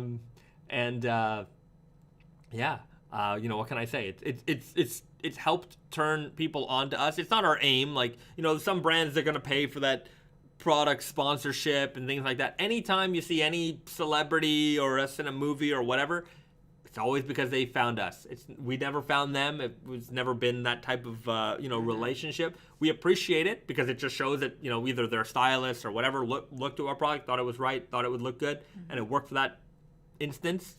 But like we're never gonna do a product placement. Like we don't operate on that level. Blake, honey, put on your nice wooden shoes. It's a date night. To be fair, yeah, it kind of does make this nice sound, like you're wearing heels, but without hiking up your heels. So it's. But like on a summer day, like you'll have a couple and like match yukata and. So the thing is, like firework festivals, if you're going somewhere to see fireworks, the chances are you think about wearing yukatas, and most people do. So it's like when it's a big fire festival and somewhere around Tokyo, like just trains are filled with people wearing yukatas, which is kind of cool because it's like modern trains and like old school garments and wooden shoes, and it's very nice. It's nice to see. Hopefully this country will be open by the summer, and some of you will be able to come here and see. There's a lot of fireworks festivals here in the summertime. All right. I started wearing Naked Famous because of the boobies leather badge. LOL. Well, you know what? Whatever gets you there. We're going to have more leather patch images coming soon. More leather patch images. We're going to have new creations on the horizon. Quen Lan Conroy ASAP Rocky gave a good shout out. Yes, that we get a lot of people remember that one. He definitely introduced us to a lot of folks. Venomous Teddy, if you started paying people to wear your stuff, the prices would become insane. LOL. Yes, they would be insane. I mean, I think our prices are very aggressive for the quality that we put out there, and that's the reason why you see lesser quality products at the same price point or more. But look at all those advertisements. Look at all those celebrities in those advertisements. That's what you're paying for.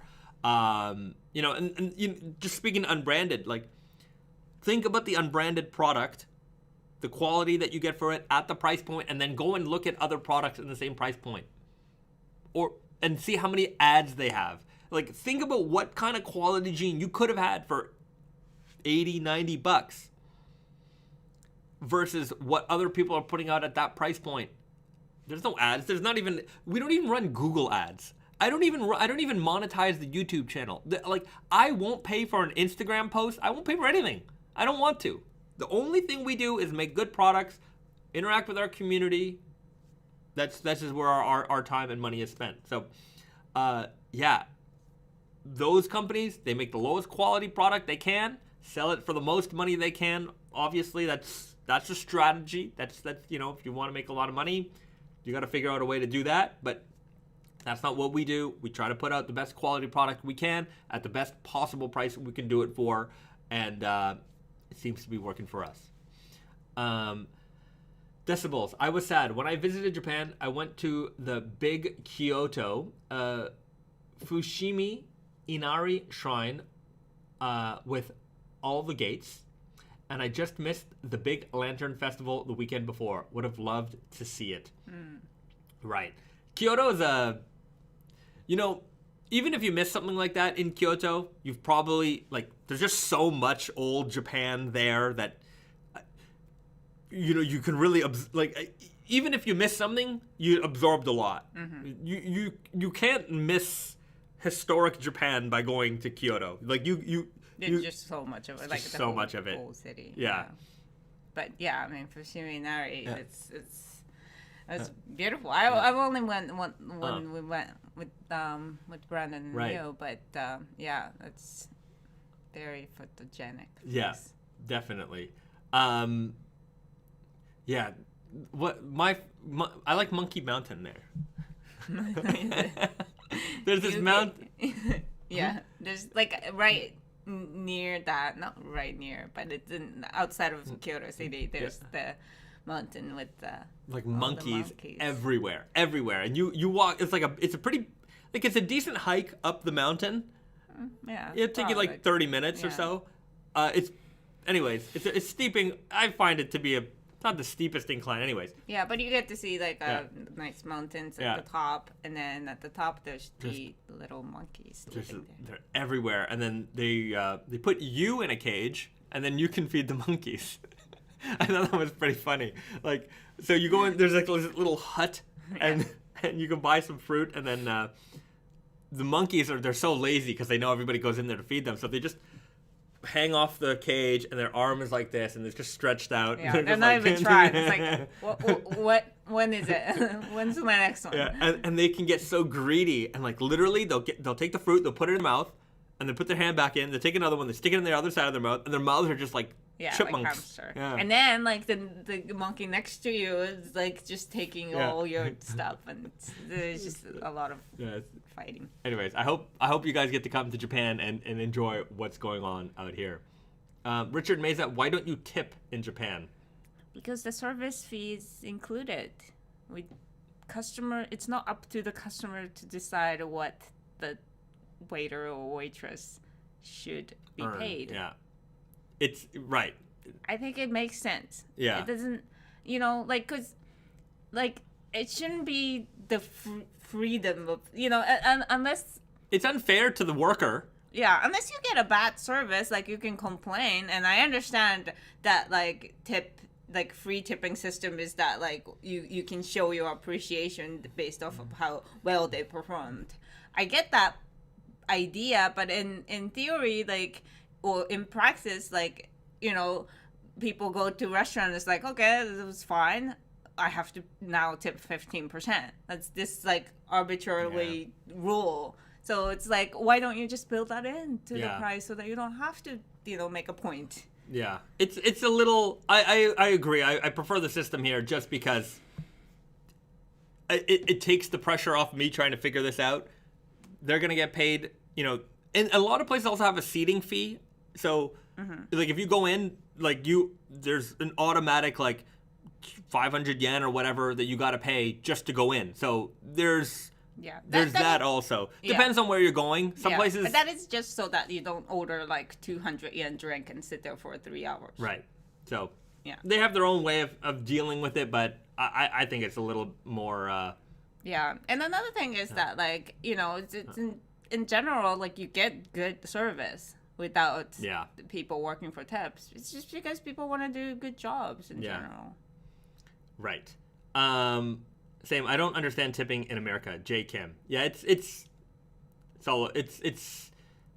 I understand why it's there, but I also, it's. Anyways, this is a totally different debate. Somebody asked me if I watch Abroad in Japan on YouTube. I've seen his videos. He's very talented. Makes very very very high quality videos here. Pretty funny guy also. Okay, so samples. What samples do you got today, Beza? I got lots of samples. But before we get to that, everybody knows what time it is. And that time is to like this video, everybody. If you haven't taken the chance to hit that like button, do so right now. And if you're currently not subscribed, consider hitting that button and joining the Naked Famous Denim live stream family, Naked Famous Denim YouTube channel family, and hit that subscribe button. Nice. Likes. All right, thank you for the likes, everybody, and that's the last until at the very end of this video. We hit you at the start, hit you in the middle, and we're gonna hit you up at the end. Okay. Lee H, have you got the True Guy samples yet? Can't wait for that. Probably in the next month or so. The next couple of weeks, I haven't got them yet, but we will have them soon enough. Can't wait to see today's snacks. We do have some good snacks, but first we'll get to some samples. Let's show off. First things first. I know we showed it off last week, but we're going to show that off again today. The Nightmare on Elm Street jeans. Look at this patch. Okay, we showed that one already. Oh, we have the jacket too. We should show the jacket. Oh, yeah.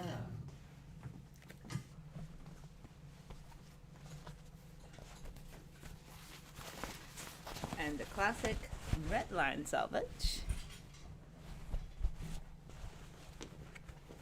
And red Weft.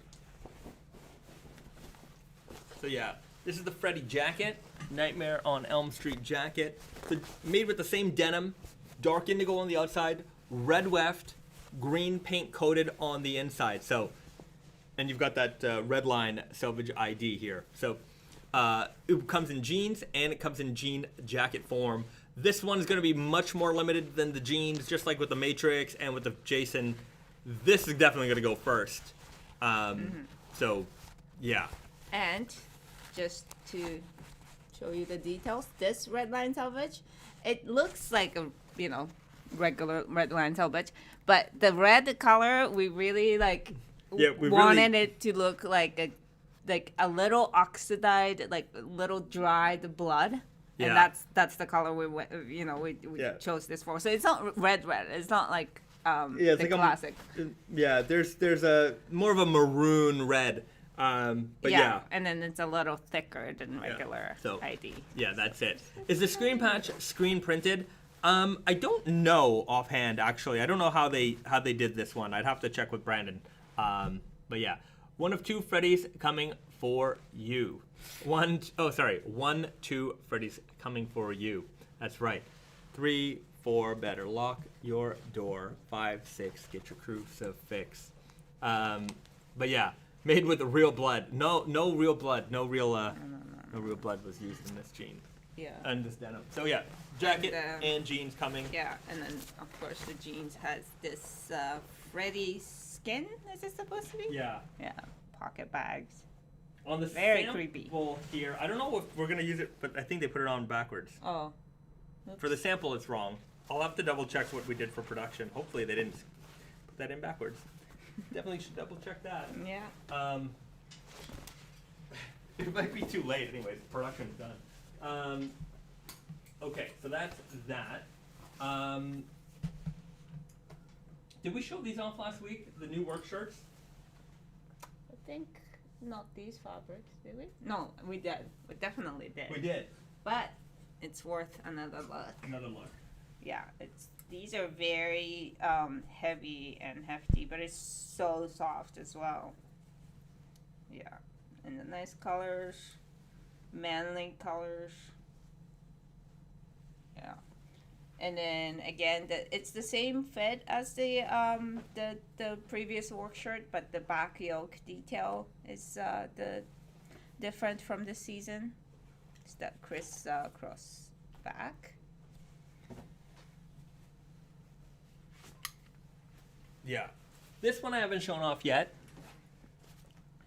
You guys are going to get I mean, if you watch these 3 videos, you're going to get the entire fall 22 line. This is the Blue Smoke Stretch Selvedge. So this is another dark indigo that looks black style denim. This one's got the white weft. This is really, like, under the right light, you can kind of see it as blue, but it really looks like a black by gray denim. Black by white denim, yeah. Yeah, black by white, black, but under the right light, it definitely looks blue. It might be hard to see here on camera, but if we get a sheet of paper, I can show you guys that this denim here will fade to a lighter shade of blue. So, yeah, you can see. Might not see it. That's okay. I don't know if you can see that. No. Definitely can't see that. See, it's blue a little bit. Yeah. On here. It might. I can see it here. It's just the lighting. If you ever want to test to see what your jeans, like how blue your jeans are, just take a white sheet of paper and rub it on a pair of jeans, and you will get. Yeah, you can see it there. Can you see? Yeah. I can see it. Yeah, so you can see. Looks black, fades to blue. And then you've got the tonal stitching. So over time, the tonal stitching will become more contrasted, and it'll be a really beautiful transforming color. Mm-hmm. Denim ASMR. Yeah, that's it. You know what we should do? You know what's really ASMR-y? Risa's chain stitching machine. Like, I want to start a chain stitching, like ASMR, or like a video of that. You know what? Follow us on Instagram, and maybe we'll do a couple of chain stitching sessions. Yeah. You can hear that machine. It's very satisfying. Yeah. It's a great sound. Brad Copland, I had no idea you and Brandon sounded so similar. We're just fast talkers. You're both very fast talkers. Yeah, if you get us together, we're just, especially if we're like, oftentimes we can get heated and we're just like we're going really fast, and it's and Brandon's dad also very fast talker. Like the first time I met him, like I didn't know what he was saying because he kind of mumbles too and very fast. It's just. And his brother, fast talk, Lauren, crazy. Yeah. If like all of us together at a dinner, it's 1,000 miles an hour. It's hard for me to keep up. It's I don't know how both of us sound so similar, but we also spent a lot of time together over the last decade. It's I think we might have picked up some stuff from each other, but it's just the way it is. Frank M, which fits everything we make that you've seen here is Super Guy, Weird Guy, and Easy Guy. Okay. See No Wins at Kenny Ingram. It was a knockoff of Nike something. Okay, I'm not sure what that's all about. I guess he's just responding to something in the chat. Does the Freddy jacket have the patch? Yes, it does. I don't know if I showed it, but it does have the patch. So it's got the patch and the dual branded logo on the inside there. All right. You know what? Let's show off. We showed off the zip jacket. So we've shown that off before. I don't think we showed off the Japan Heritage in the denim jacket. So this is going to be another denim jacket option. So we showed this one off 2 weeks ago, this fabric. This is the new Japan Heritage Kasuri Weft. So you've got that multicolor weft interior paired up with the Japan Heritage slubby fabric. So you've got that great colorful, you know, if you see it in the right light, you can see it come through the front face of the fabric, but you can definitely see it when you roll up the cuff or you see the inside of the jacket here. So this is the new Japan Heritage fabrics, the newest one coming up for fall 22, Japan Heritage Kasuri Weft. So this is a single. So the interesting thing about this yarn, oh, I had it there somewhere, is that it is a single strand of yarn. It's a gradient dye. So it's a single strand of yarn that is dyed continuously with a bunch of different dyes. So unlike, you know, we've done some other denims where you can have multiple colors going through, but it's kind of one row at a time. Yeah, we had the yarn. I don't know what happened to it. It was here. I'm sure. I don't think so. It'll turn up, but that's what makes this yarn so special. Is that it's a gradient yarn, gradient dyed yarn. Veg tan patch. That's right. Does the Freddy jacket contain 2% blood? It contains no blood. No blood in the Nightmare on Elm Street jacket. I cannot guarantee that Freddy will not haunt you in your dreams, though. That is not a guarantee. You got the gradient red. We do have the gradient red, but we haven't faded it yet, so it just looks like a dark indigo. You'll have to wait for that one. I've outgrown my 34 Weird Guy size. 36 is slightly baggy. I've tried 36 Super, and it fits fine. Just a little tighter than I like for a daily driver. Should I shrink my 36 Weird Guy? You can give it a try, or just throw on a belt. Sometimes, you know, the waist might be a little bit big, but a belt is all that you need for that to fit you nicely. Has anyone DIY'd adding the button side adjustments to the Naked and Famous denim jackets? I'm thinking of trying it on my jacket. Got fabric from Hemming. You know, so what you mean here is like by putting like the denim right here, like a lot of denim jackets have this on the back.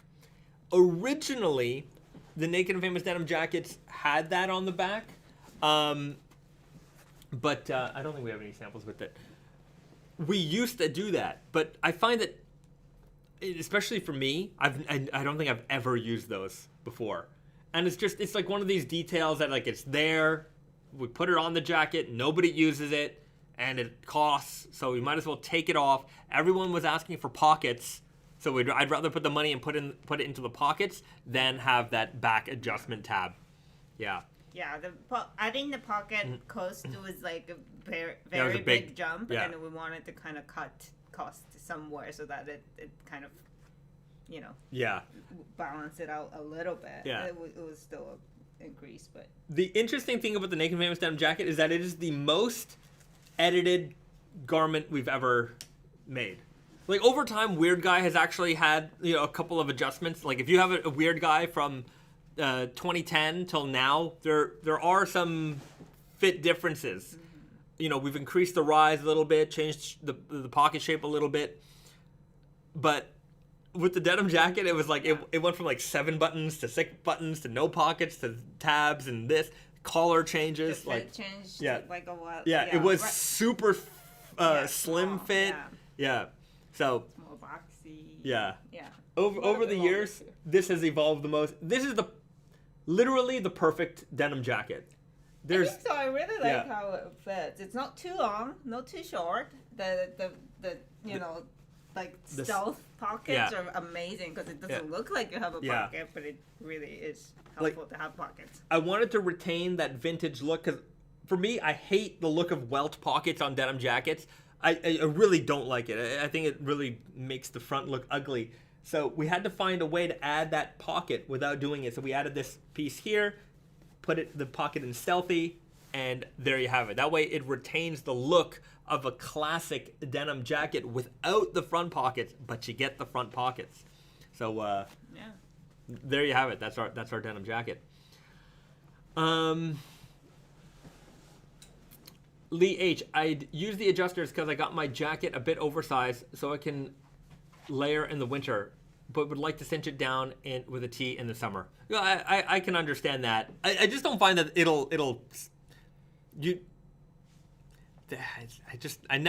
I've never used them, and I've never found them to like really adjust the size. Once the fabric is like really broken in, I feel like it makes a difference when you like, you know, but when it's like crispy and raw, like it really like it's useless. I feel. Right. Have you ever thought about widening the pocket bags? I feel like it would elevate the jeans to be able to use the pockets a little bit easier.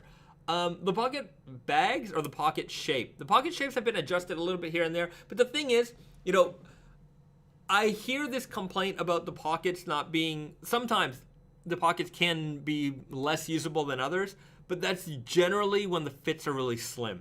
Like, sometimes I'll hear it and they're like, oh, I can't use my pockets. I'm like, yeah, but your jeans are painted on. Like, you're wearing them really slim. No wonder you can't use them. Like, I tend to wear my jeans a little bit. I usually have a little bit more room in the waist and everything, so like getting into the pockets is never really an issue for me. But if you're wearing like a super guy, like slim fit, real snug, then this is going to be snug and you're not going to be able to get your hands in, and it becomes a little bit difficult. So that's you know, kind of a trade-off there when you're wearing things a little bit more slim fit.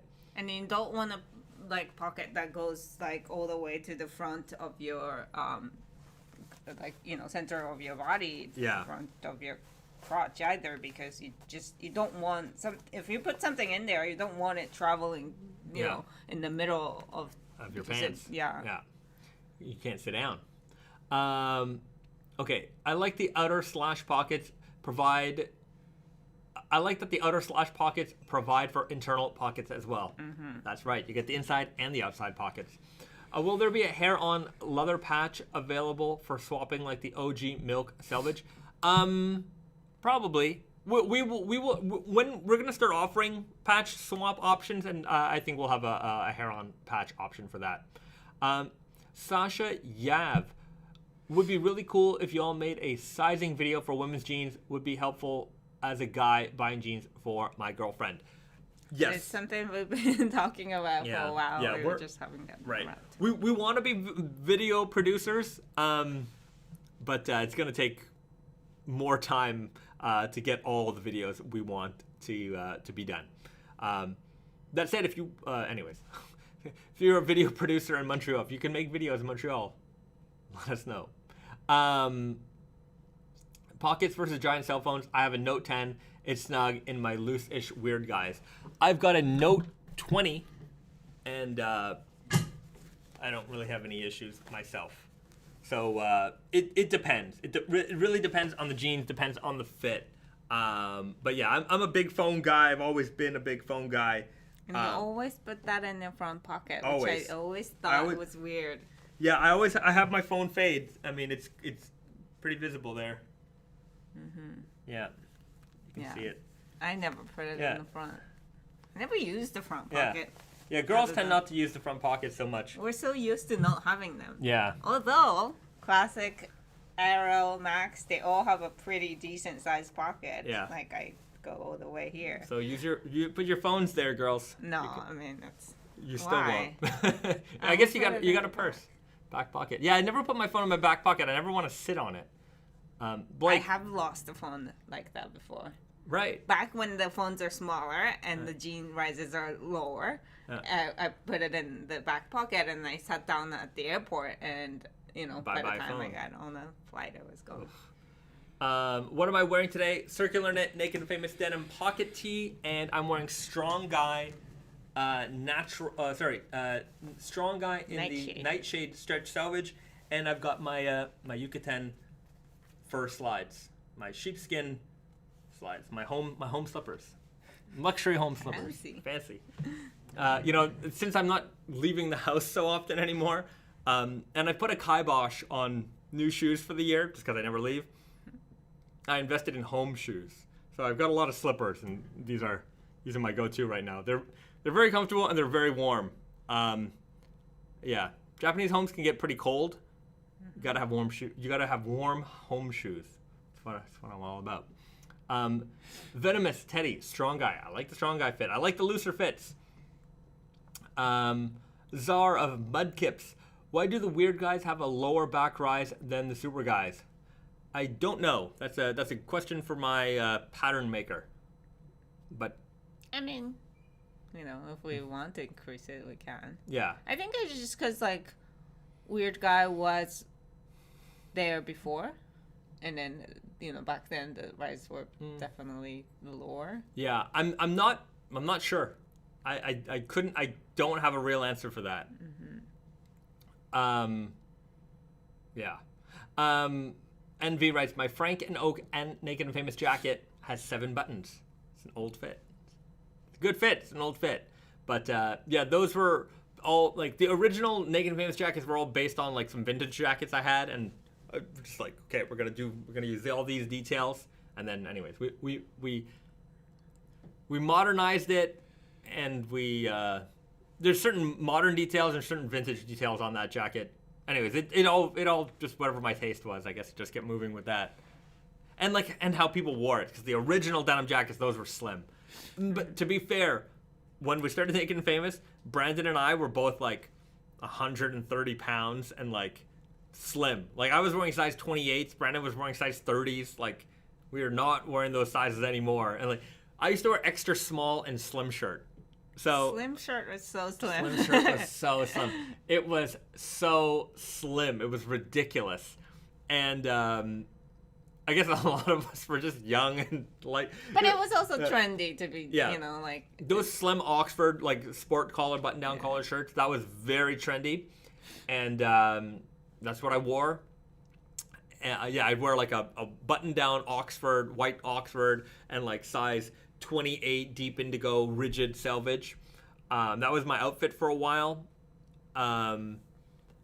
And yeah, so I needed a jean jacket to go with it. So we made jean jackets that fit us.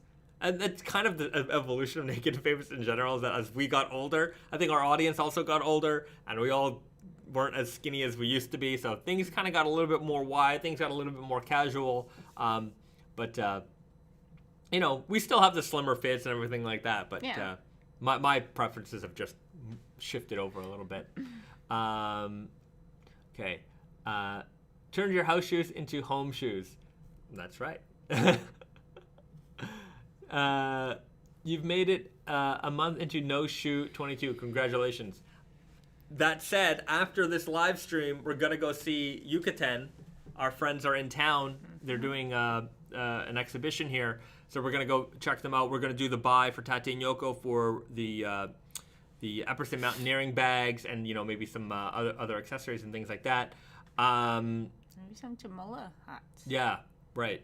So my aim is to appreciate the shoes, and Risa's not allowed. Is her job is to make sure I don't order anything. Can I buy shoes? You can get as many shoes as you want, dear. But yeah, I got to hold off. I got so many shoes, so many. I gotta ease up. Anyways. This is another thing, but yeah. Well, we'll find out next week. Okay. Thank you. Think you'll do more of the skinny guy? Probably no more skinny guy. We're probably just gonna, reduce what we have left there and kind of phase that one out.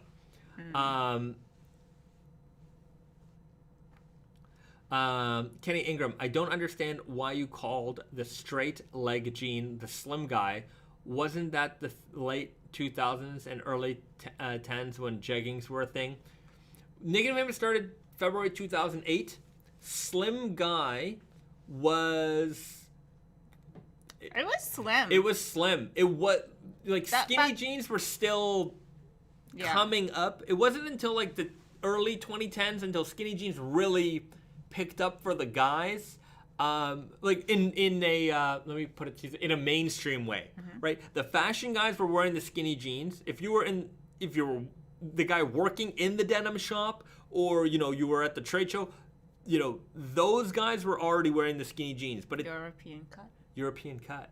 But the skinny jeans didn't hit mainstream until the early 2010s. Like I was working at I was selling jeans in the shop, and like, yeah, the most fashionable customers were buying the skinny jeans, but like the regular, like, you know, the regular customers who were coming in, they were still buying boot cuts. They were still buying straight legs. Like, that was what they were wearing.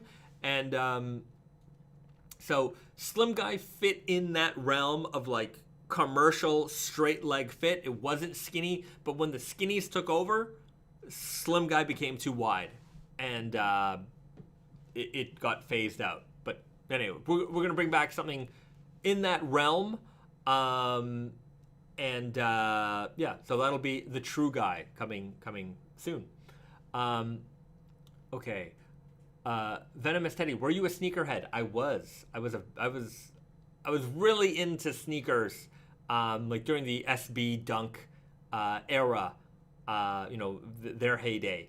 But I've had waves, you know. I when the Fly Knits came out, I was really into those for a while.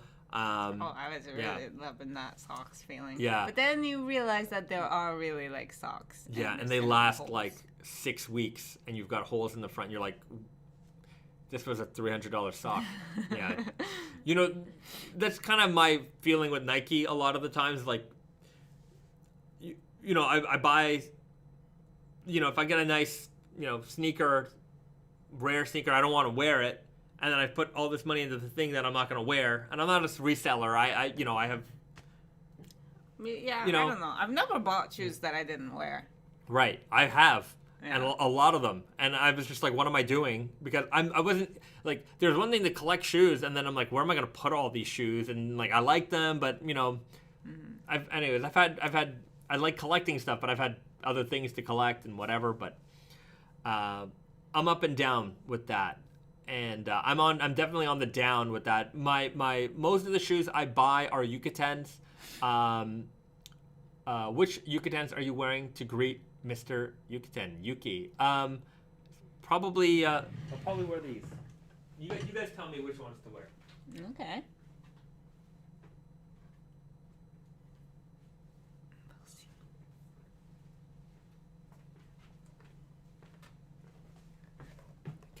We've got the fur. Yeah. I like these a lot because they're very comfortable. And then we've got more fur. So we've got the shearling. And these comfortable too? These are very comfortable. Yeah. Although the only thing I find with these is that I slide out of them because they're very like kind of slippy. But yeah. Those are my options for today. I've got fur and fur. I like fur shoes.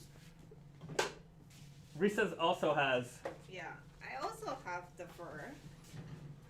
The beaver shoes. Yeah. My problem with this is your problem with the other shoes. Like, I slip out of it like so much, and I can't just... I can't walk straight. So, but it is very cute when we wear them. We did get the matching shoes. Yeah. And then this one, I really like this. These are very comfortable because it's not quite boots, you know. It's like a short boot, so...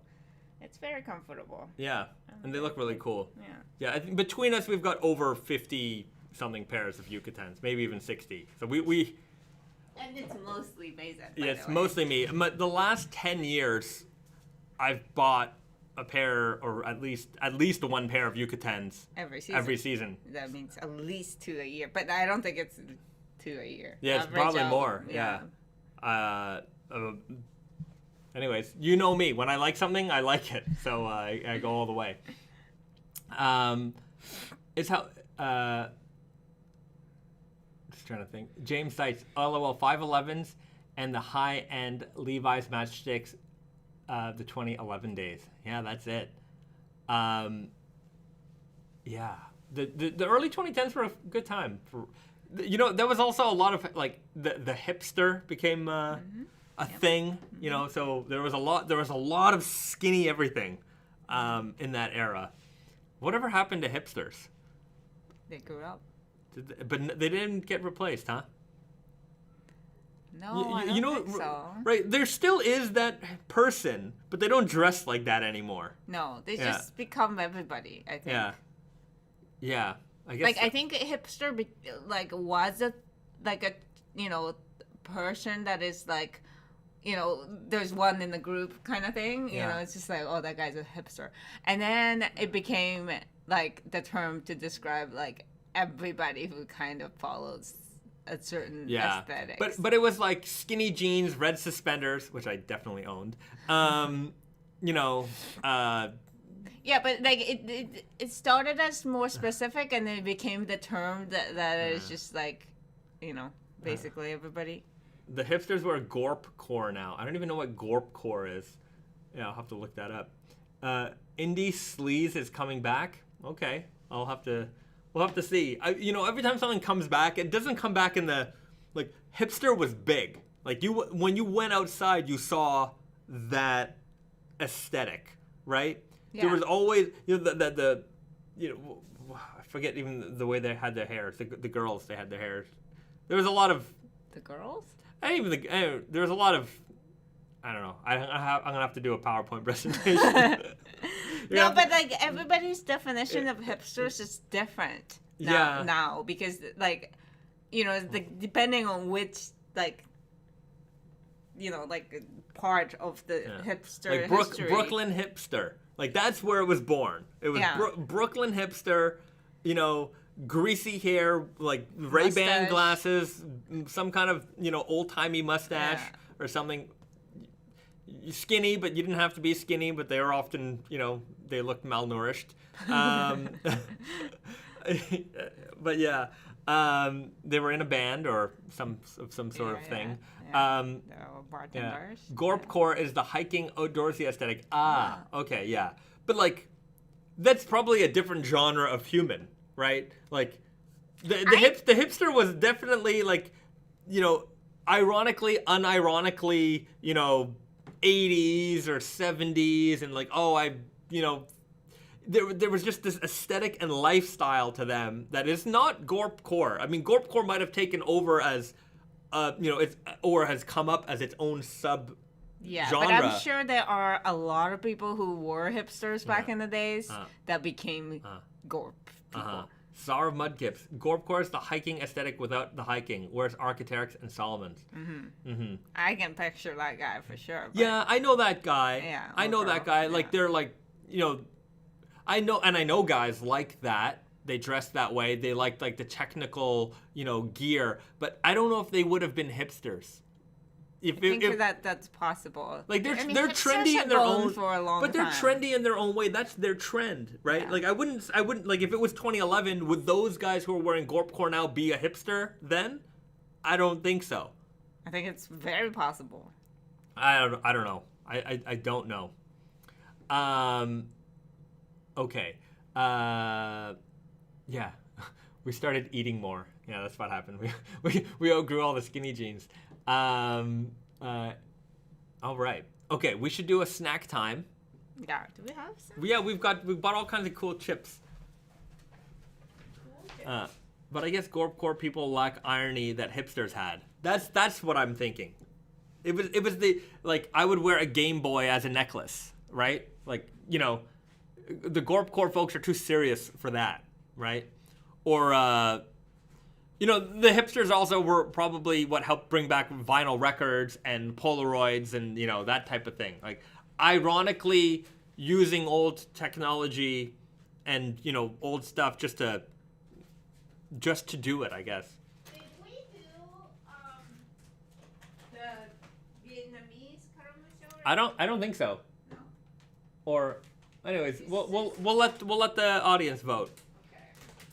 So this is like what we call ethnic section. Yes. So this is some kind of Thai snacks. This is Japanese snacks, but I think it's kind of like a Cheeto, but this has a Thai hot chili flavor. I think this is like their snack. This is a Japanese company that they maybe sell in Thailand. Because all the writings of the package is Thai. And I can't read it. Yeah, there's some Japanese actual, like, legal ones they put on. That's neat. So yeah, there's basically a Thai flavored Cheeto. Vietnamese flavored caramucho. This is just like a spicy chips, but I mean, it's Japanese spicy, the Karamucho, so it's not that spicy. I think that this one is a little bit more spicier because it came from Vietnam. Although, yeah. Vietnam spice. I don't know what Vietnam spice is. I don't know. I don't think Vietnamese food is known to be so spicy. No. Yeah. But they do use like chilies and more, I think. And then now we have the Korean tortilla chips with the Korean chicken, like a spicy Korean chicken, sweet chicken flavor. So this is made by Frito-Lay, although it's not a Dorito. It is a taco chip. Tortilla chip. Taco chip, tortilla chip. Yeah, with a Korean flavor. Okay, so you guys, let us know, what do you want? Do you want Korean, Vietnamese, or Thai? We'll give you guys a moment here to vote. Let's check out some questions. Blake, does Naked Famous do custom orders? Getting married this year and would love some denim jackets to commemorate it. We don't do custom orders like that, but Risa does chain stitching. So if you want a custom chain stitched jacket, send Risa a message and we can try to arrange something for you. Czar of Mudkips, I think Naked and Famous will make their own denim store like Build-A-Bear. I think that would be cool. Like if you came into a store and you got to like choose the fabric, choose the stitching. Yeah. And somebody makes it on the spot. Yeah. That would be a hard one. It is hard, but it would be kind of doable Big John has something like that. Yeah, Big John has something like that in their Okayama store. But imagine if all the you can't have like 1,000 options, but like if you had all the panels already pre-cut, and then like you had some of the automated pocket machine or like certain things, like okay, you can pick this, you can pick that, and like you could probably, I mean this cost $1 gajillion, but you could probably build a machine that could do a lot of this automatedly. It would cost $1 gajillion. But like, I don't know. I don't know what that would look like. But I think it's cheaper to hire it's probably to sit there and do it. But it would be doable. But everything would have to be pre-cut, and you just wouldn't have the options. Like you could have like 5 fabric options, and you'd have all the panels cut for every size. So if somebody wanted a size 32 in like indigo selvage, everything would just have to be, the salesperson would just have to pull it off, say, okay, we're gonna use this. We'll put this pocket on, bada boom, and then. Yeah. But it's just so many machines, so many people operating those machines. We need to be a much bigger company. Even changing of this the stitch color, thread colors is gonna be a hassle because you can't have all the machines already set up with different threads. Yeah. You just have to have one machine that you change the threads and tension. So you have to have the same fabric basically. And unlike Build-A-Bear, you don't have a nagging child who's just begging for their own teddy bear. Most people, the thing about jeans is like, okay, so it's good idea. It sounds like a good idea to have a custom pair of jeans until you realize that it's like, if we did it Build-A-Bear style, it was basically we're just making the jeans on the spot rather than them already being pre-made on the shelf, and you don't have to wait like 45 minutes for someone to make it for you. So that would be the difference. It'd be kind of neat to see it. But, yeah, I don't think it would be like, that wouldn't be the sustainable part of the business. This is, the business where the jeans are already ready on the shelf, that would be what's going to sell. Yeah. Okay. Is there such a thing as chain stitch patches? Yes, there is. Yeah, you can basically take a piece of felt or fabric, chain stitch on it, and then you apply that to the garment. Bluegrass, subscribe to the channel. Thank you so much for joining the family. Everybody, welcome Bluegrass to the Naked Famous Denim family here. Okay, we've got a couple of votes. Vietnamese, Korean, Vietnamese. Uh-oh. So we're tied here. Oh, we got one tie. Okay, we need a tiebreaker here. The Korean and Vietnamese chips are tied. That's pretty funny. Okay, okay, this is going to be a tiebreaker. The next person, Korean or Vietnamese, you tell us. Whatever comes in next in the comments. Tie is tied up. Now we got 2 for tie. One of each is not an option because we're not going to open 3 bags of chips. Tie wins. Okay. Because we had tie, and then tie came in. Tie caught up from behind. I'll go with Korean for my wife. Vietnamese, all of them. Japanese. Jeez. Guys, we're going to go with Thai. The Thai flavor. I wish we could eat them all, but I'm trying to not gain too much weight. If we open those bags, we got to finish. Yeah, we got to eat them all. Okay, don't worry, guys. There'll be next week. There'll be more snack time. But we're going to try out the Thai flavored, what looks like Cheetos. But it's like all the writing is actually in Thai, so like I don't know what it would taste like other than I can imagine it would be spicy. No, it doesn't smell spicy. No, it kind of smells like ramen. It does. Right? Yeah. It smells like ramen. Okay. Thai. So that's what it looks on the inside. You know, just like in North America, half the bag is air. Thanks. So yeah, it's definitely a Cheeto. Yeah. It's got spices on it. See it here, maybe. It doesn't even look that spicy because I don't see like a lot of dark colors. Good. It's sweet. A little bit of spice. Like a 0.8 out of 10 on spice. Not spicy at all. It says hot chili. Wait a minute. You got a little bit on the kickback. Maybe a 2 out of 10. Mm-hmm. Yeah. The sweetness it comes out overpowers any of the chili. Yeah. It's sweet, a little chili, and then you get a little bit of mouth heat after. Mm-hmm. This is good. It's not bad. Not bad at all. Would not wreck a kid. No, children can eat these. Children can eat these. That's just phrase. What's the best ramen you would recommend? Oh. The one that I like. Well, they're cheap, but. No, I like the what is it called? Do we have any? I don't know.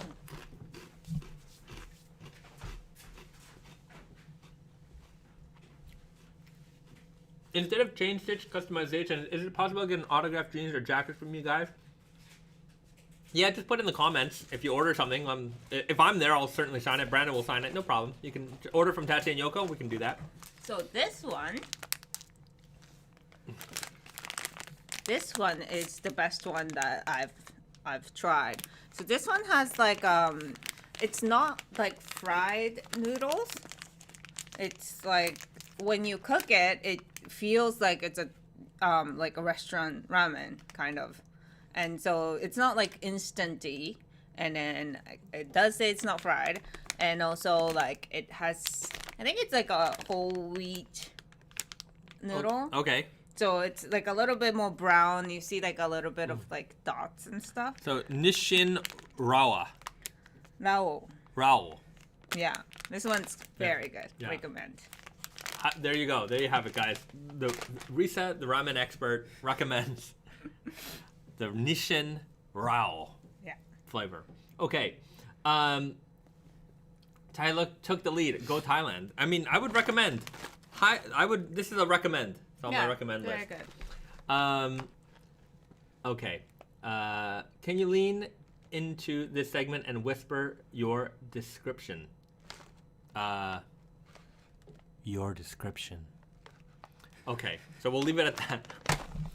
I hope that did it for everybody. Thanks so much. not spice related. Okay, we're gonna leave it there. It's been a great hangout with everybody. Another successful live stream here in the books. If you're watching live, hit the like button while you're still watching, and if you're watching us on the replay, hit the like button too, and let us know where you're tuning in from. I want to see where the non-live audience is watching from. So you guys can be we can see just how far this live stream reaches as well. So have a good evening, everybody. If you're on North American time, it's probably not close to bedtime, but it might be soon for some of you. Have a great night. Do something nice for somebody. We'll see you guys again in a week's time here on the live stream. Follow us on all of our social medias. Links are in the description. And have a good weekend, everybody. Everybody. Bye. Bye. Okay.